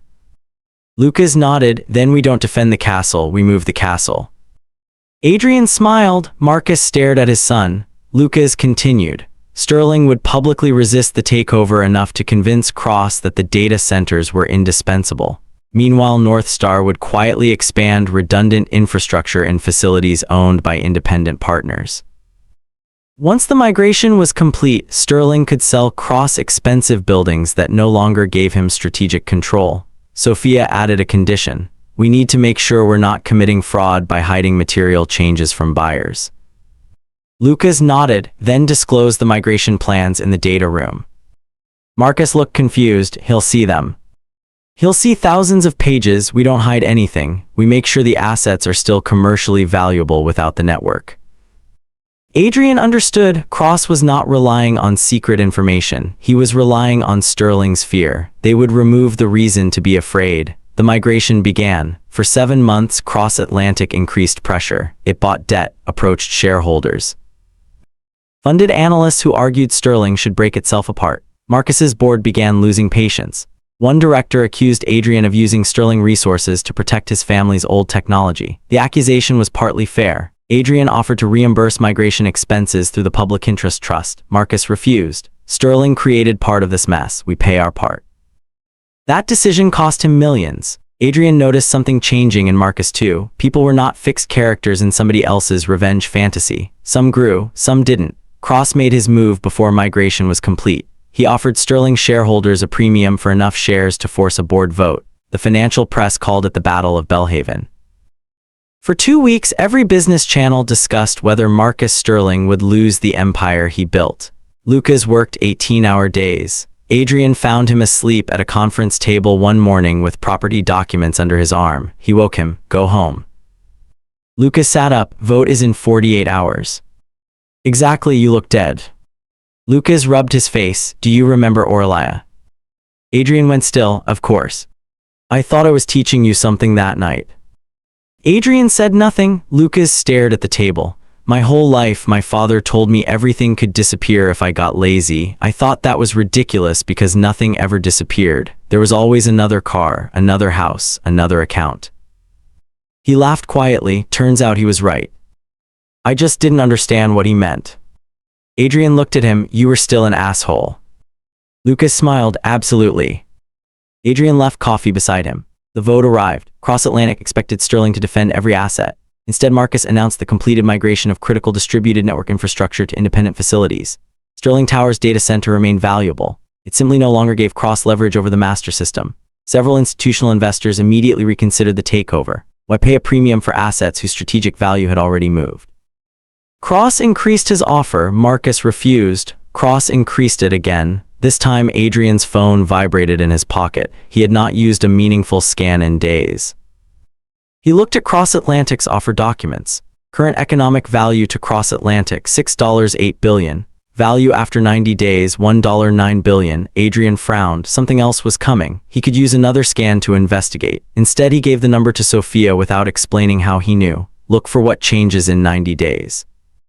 She assembled a team. They found it 12 hours later. Cross Atlantic's financing depended on a loan syndicate whose largest lender had an option to withdraw if Cross lost control of a separate telecommunications merger. That merger faced a regulatory decision in less than 3 months. Lucas studied the documents. If the merger fails, Cross can't fund the takeover. Marcus looked at Adrian. Will it fail? Adrian thought of the phone. He could scan the regulator's decision indirectly through related assets. He chose not to. I don't know. Marcus looked surprised. Then what do we do? Survive 90 days. The answer frustrated everyone. It was also the only honest one. Sterling sold non-essential assets. Northstar refinanced a logistics partnership to free capital. Marcus personally pledged property. Lucas convinced 3 shareholders who hated him personally to support the current board because Cross's plan would load Sterling with too much debt. For 90 days, nobody knew if it would work. That uncertainty was harder for Adrian than any prediction.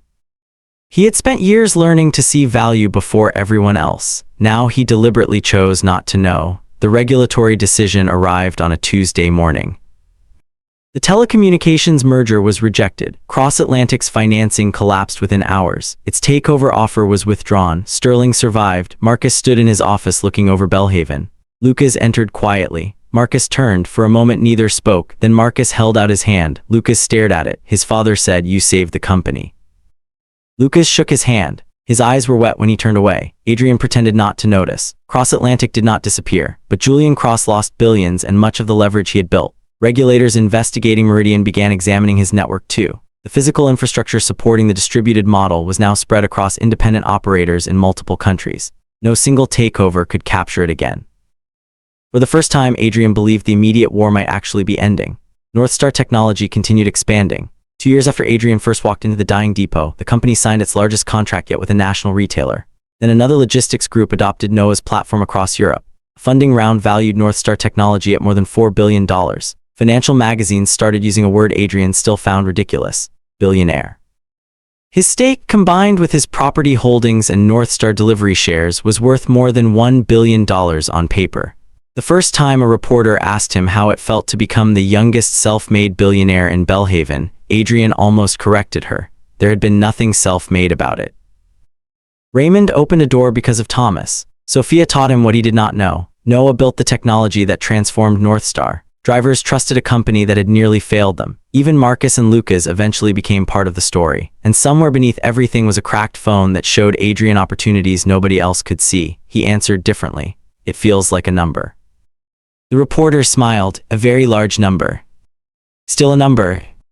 Adrian cared more about the morning. Northstar announced an employee ownership program. Drivers who had stayed through the worst months received equity grants. Dispatchers received them. Warehouse teams received them. The mechanic who once told Adrian the new route system would destroy the company hugged Noah so hard Noah nearly dropped his laptop. Adrian watched from the back of the room. Sophia stood beside him. You look happier than when the valuation came in. I am. Good. I was worried becoming a billionaire would make you unbearable. Becoming. She looked at him. Don't ruin the moment. Adrian laughed. He started revisiting places from his old life without intending to. His former warehouse supervisor invited him to speak at an employee training event. Adrian almost declined because he hated motivational speeches. Then he remembered the question the man asked him years earlier. Why are you still here? He went. The warehouse looked exactly the same. Same fluorescent lights. Same loading bays, same break room vending machine. His old supervisor met him at the entrance. So it wasn't drugs. Adrian laughed. Still no. I owe $20 to Kevin. Walked through the building. Several employees recognized Adrian from news reports. Others had no idea who he was. He preferred the second group. When asked to speak, Adrian did not tell them to quit their jobs or take huge risks. He remembered what poverty actually felt like. A bad month could destroy someone. A sick child could wipe out saving. A broken car could cost a job. He told them what he wished somebody had told him. You don't have to hate where you are to want somewhere better. And you don't have to gamble everything just because somebody successful tells you risk is good. Learn first. Save what you can, build options. The goal isn't to look brave, it's to have choices. His old supervisor nodded from the back. Afterward, he handed Adrian a paper cup of terrible coffee, still free. Adrian took it. Best deal in Belhaven. His old apartment building changed too. The landlord eventually sold it after years of deferred maintenance. Adrian learned about the sale because Northstar Property reviewed the building as part of a neighborhood redevelopment portfolio. Lucas brought the proposal to him. You're going to hate this. Why? Lucas slid a photograph across the table. Adrian recognized the building immediately. His old apartment window was visible on the third floor. No.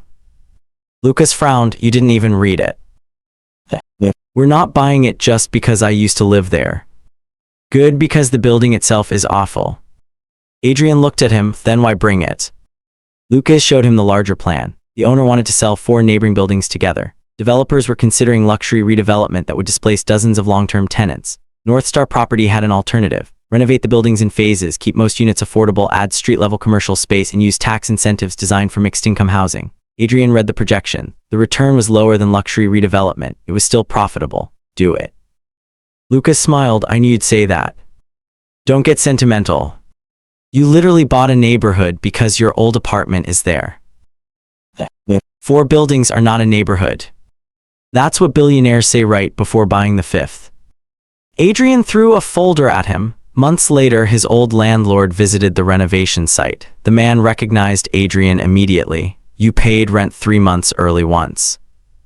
Adrian smiled. I remember. Then you disappeared. I moved. The landlord looked at the construction crews. You own this now.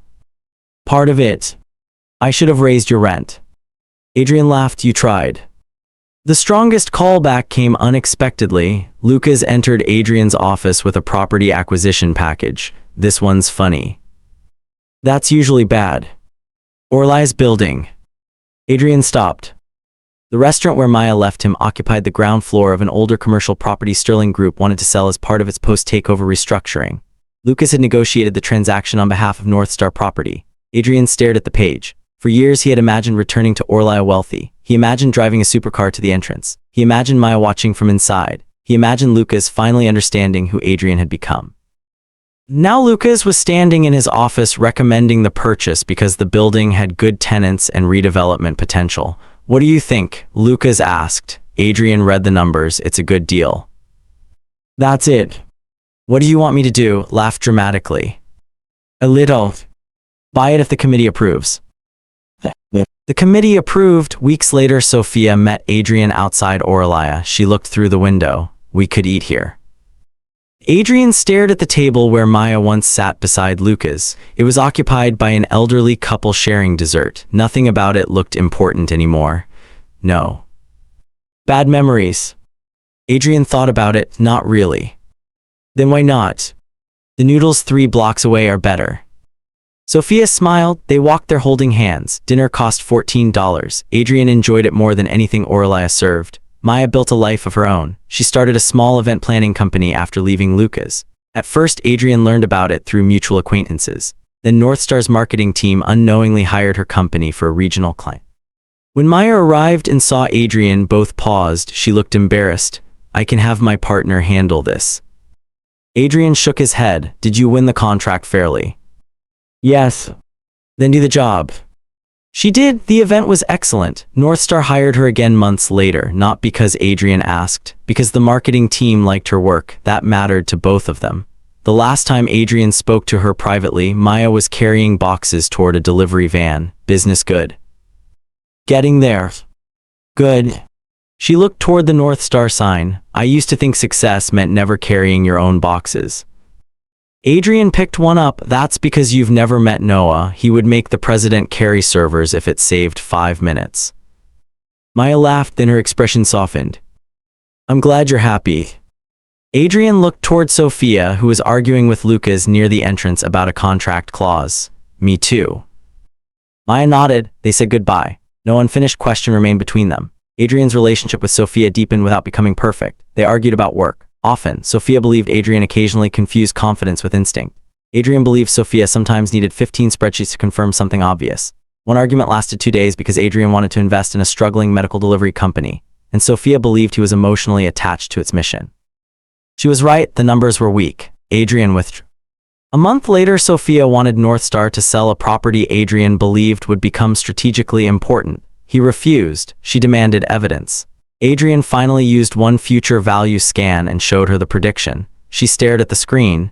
"You know how annoying it is arguing with someone who occasionally has access to the future." "I can imagine." "No, you can't." They kept the property. Neither stopped challenging the other. That was why it worked. When Adrian finally decided to propose, he almost made the mistake of buying the biggest diamond a private jeweler showed him. The ring cost more than his old apartment building had once been worth. He stared at it, then thought about Lucas's bracelet, the silver necklace, everything expensive that had once seemed connected to love.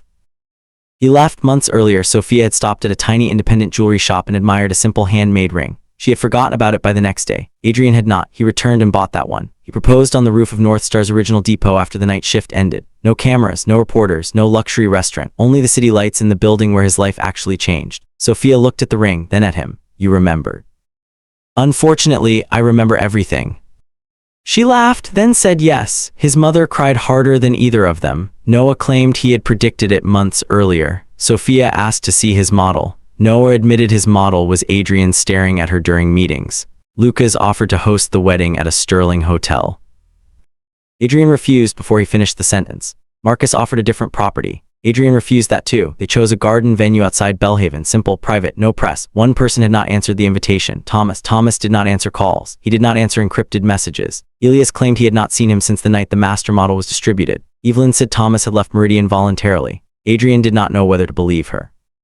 For months he told himself he did not care. Then, 1 week before the wedding, a package arrived at his house. No sender. Inside was a small black jewelry box. Adrian recognized it before he opened it. The silver necklace, Maya's necklace.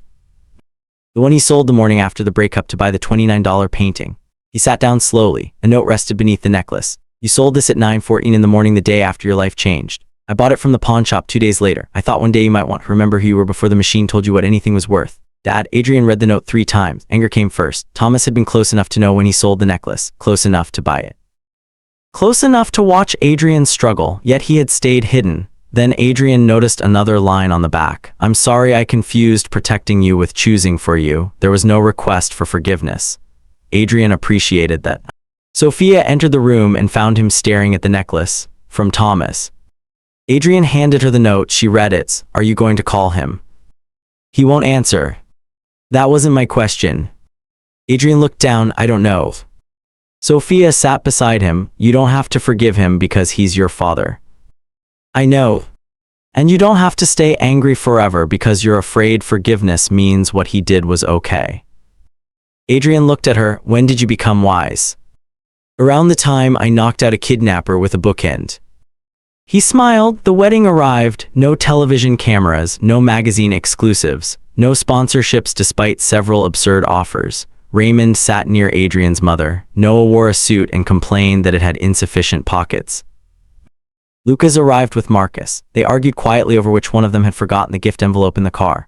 Maya was not invited, and Adrian was relieved that nobody suggested she should be. Some relationships could end respectfully without pretending they had become friendships. Elias attended under discreet security. Evelyn did not. Thomas's chair remained empty. Adrian noticed it once. Then Sophia appeared at the end of the garden aisle. Everything else disappeared.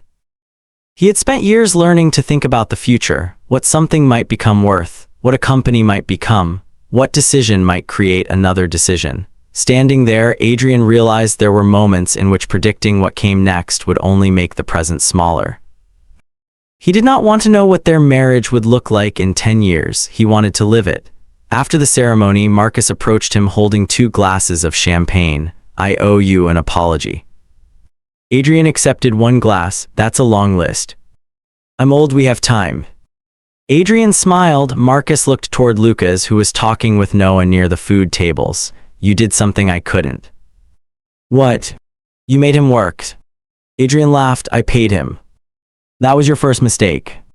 Marcus became serious. I spent his entire childhood making sure he never experienced the fear I experienced when I had nothing. I thought that was love.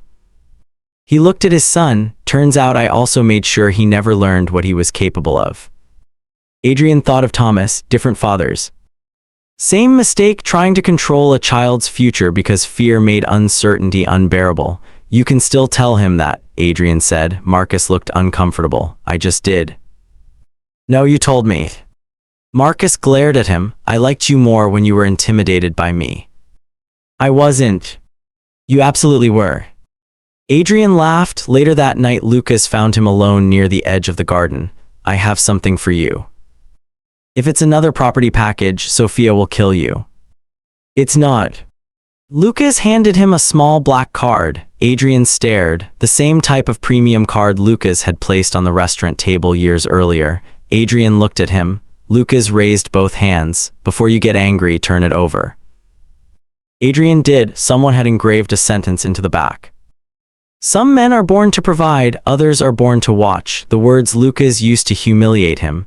A second line had been added underneath. Turns out both of us were idiots. Adrian laughed. This might be the worst wedding gift I've received. Noah gave you server racks. Good point. Lucas became more serious. I'm sorry. Adrian looked at him. Lucas had apologized for specific actions before, but never for the beginning. I know. I didn't even want Maya that much. Adrian frowned. That does not improve the apology. I know I'm bad at this. Very. Lucas looked toward the garden. You had something I couldn't buy. She cared what you thought of her. I wanted to prove money mattered more. Adrian was quiet. For a while it did. Lucas nodded. Yeah. Adrian handed the black card back. Keep it. Why? You need the reminder more than I do. Lucas laughed and put it in his pocket. The wedding ended after midnight. Adrian and Sophia left without a convoy or photographers. For 2 weeks, Adrian ignored work almost completely. Noah sent exactly 1 emergency message. It turned out the emergency was that Lucas had changed the label on a shared server folder. Adrian muted him. When they returned to Bellhaven, life felt almost normal. As normal as life could feel when Adrian was worth more than $1 billion and one of 5 global authorities technically connected to the most dangerous predictive system ever built. The Distributed Council approved strict limits. Future control could not be used for commercial advantage. It could not target private individuals. It could not manipulate elections. Emergency simulations could be run, but interventions required independent review and public interest justification. Noah complained that the rules were so restrictive the system was almost useless. Adrian told him that was the point. Then the system proved useful for the first time. A shipping model detected unusual congestion patterns around 3 major ports and predicted severe shortages of a specific medical component within months. The council did not manipulate anyone. It published anonymized risk data to manufacturers and governments. Companies increased production voluntarily. The shortage never became severe. Thomas had been right about one thing: prediction could save lives. He had simply been wrong to believe that saving lives required one group to control everyone else's decisions. Adrian used future value even less after that. One morning he realized the phone had been sitting uncharged in a drawer for 6 days. He smiled, then charged it anyway. He was not stupid. Months later, Evelyn requested a meeting. Adrian agreed only if Sophia attended. Evelyn arrived at North Star without security. Noah looked disappointed. I prepared 3 different network traps.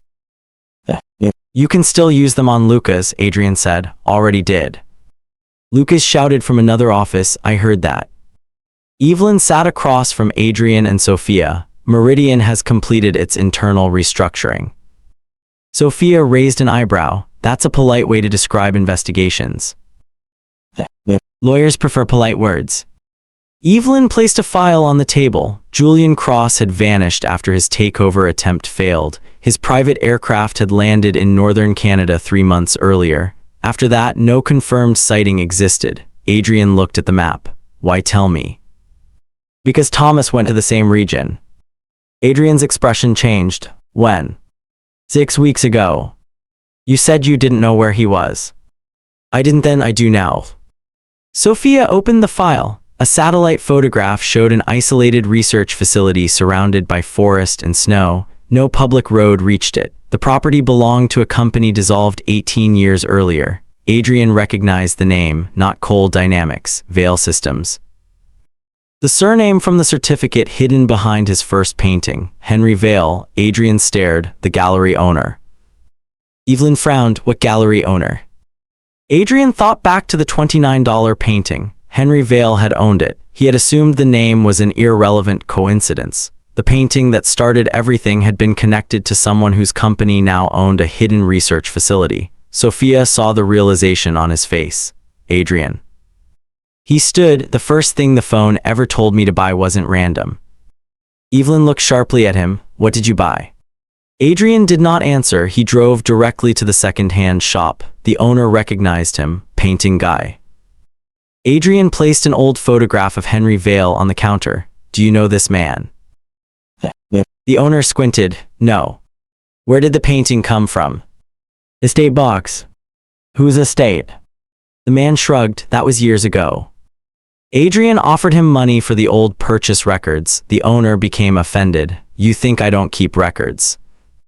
He disappeared into the back room. 20 minutes later, he returned with a dusty folder. The painting came from a storage locker purchased after the death of a woman named Billionaire Vale. The locker contained furniture, old papers, and several worthless paintings. Adrian searched the name. Billionaire Vale had been Henry Vale's daughter. She worked as a mathematician, then disappeared from public records in the late 1980s. No obituary, no employment history after that, no children listed.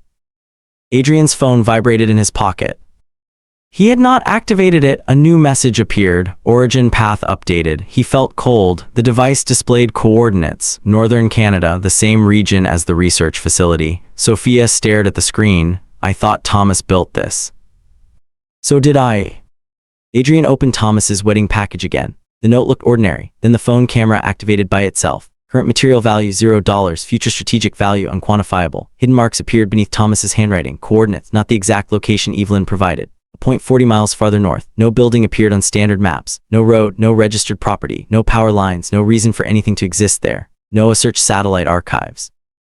Recent images showed only snow and forest. Then he pulled older thermal data from a commercial provider. His expression changed. There is something underground. How big? Sophia asked. Noah zoomed in. I don't know, but it's using more power than North Star's entire original network. Adrian felt the old sensation return. The same feeling he had outside the second-hand shop in the rain. A number that made no sense. A question with something enormous hiding behind it. They organized a small trip under the cover of inspecting a North Star data center investment. Adrian refused private military security. Sophia insisted on professional protection anyway. Lucas volunteered to come. Adrian stared at him. Because every time I stay home, something interesting happens. That's not a reason. Also, North Star Property owns part of the airfield we're using. Still not a reason. Lucas packed anyway. Noah came because no one else understood the old hardware. Evelyn came because she knew Meridian's historical archives. Adrian disliked that most of all. The group flew north. Snow covered everything below them. The first facility Evelyn identified was abandoned. No Thomas, no Julian Cross. Most servers had been removed. Only one room contained equipment. A wall was covered in old photographs. Adrian stopped at one. Thomas stood beside Henry Vale. That was impossible. Henry should have been dead long before Thomas joined Coal Dynamics. Adrian checked the date printed on the photograph. 26 years earlier, Henry Vale looked roughly 50. Public records said he would have been more than 90. Noah whispered, either somebody mislabeled this or your family history is getting weird again. Evelyn removed another photograph. A young woman stood beside Henry. Billionaire Vale. Behind them sat a machine with a familiar interface. Future value. Adrian's mouth went dry. Thomas had not created the first version. He had found it. They followed the second coordinates. A helicopter carried them over endless forest. The pilot nearly missed the landing zone because no structure was visible. Then a section of snow-covered ground opened. A hidden platform rose beneath them. Lucas stared through the window. I officially miss normal real estate. They landed. An underground elevator descended for almost a minute. The doors opened into a facility far larger than anything Coal Dynamics had built. Rows of servers disappeared into darkness. Old machines stood beside modern systems. Some looked decades old, others looked new. Every screen was dark. Then the lights turned on one row at a time. Noah whispered, "Nobody touch anything." A voice answered from the far side of the room, "Good advice." Thomas stepped into the light. Adrian stared at him. His father looked exhausted, but alive. You could have answered a phone. Thomas smiled weakly. I knew you'd come. That is not an apology. No. Adrian looked around. What is this place? Thomas's expression changed. The reason I built Coal Dynamics. He walked toward an old terminal. When I was 23, I found a storage unit belonging to Billionaire Vale. Inside was a machine I didn't understand and notebooks describing value predictions decades ahead of anything universities were researching. Adrian thought of the painting, Henry Vale. Thomas nodded. Henry was her father, but he wasn't an art collector by profession. He was a physicist. Then why the gallery? Cover money, access to wealthy patrons. I still don't know all of it. Sophia asked, who built the system? Thomas looked toward the dark servers. That's the problem. Billionaire claimed her father didn't build it either. Adrian felt cold. A door opened behind Thomas. A young woman stepped through, maybe 19, maybe 20. She held a device nearly identical to Adrian's cracked phone. Her face looked strangely familiar, not enough for Adrian to place. Thomas looked at her, then back at Adrian. Her name is Claire Vale. Adrian stared. Vale. The young woman raised her device. Her screen did not display future value. It did not display future control. It displayed two new words, future memory. Noah whispered, that seems bad. Claire looked directly at Adrian. Your device predicts what things may become worth. She looked at Evelyn. Her system predicts how outcomes can be influenced. Then she looked at her own screen. Mine remembers futures that already happened. Lucas frowned. That sentence makes no sense. It will. Thomas stepped closer to Adrian. Everything I told you about Coal Dynamics was incomplete because I didn't know the beginning. And now, Thomas looked afraid. Now I know enough to wish I didn't. Every screen in the facility suddenly activated. Thousands of them. The same message appeared across the room. Second air authenticated. Adrian's phone vibrated. Claire's device vibrated at the same time. Another line appeared. Primary prediction cycle complete. Adrian stared. What does that mean? Claire's face lost color. It means your story wasn't the prediction.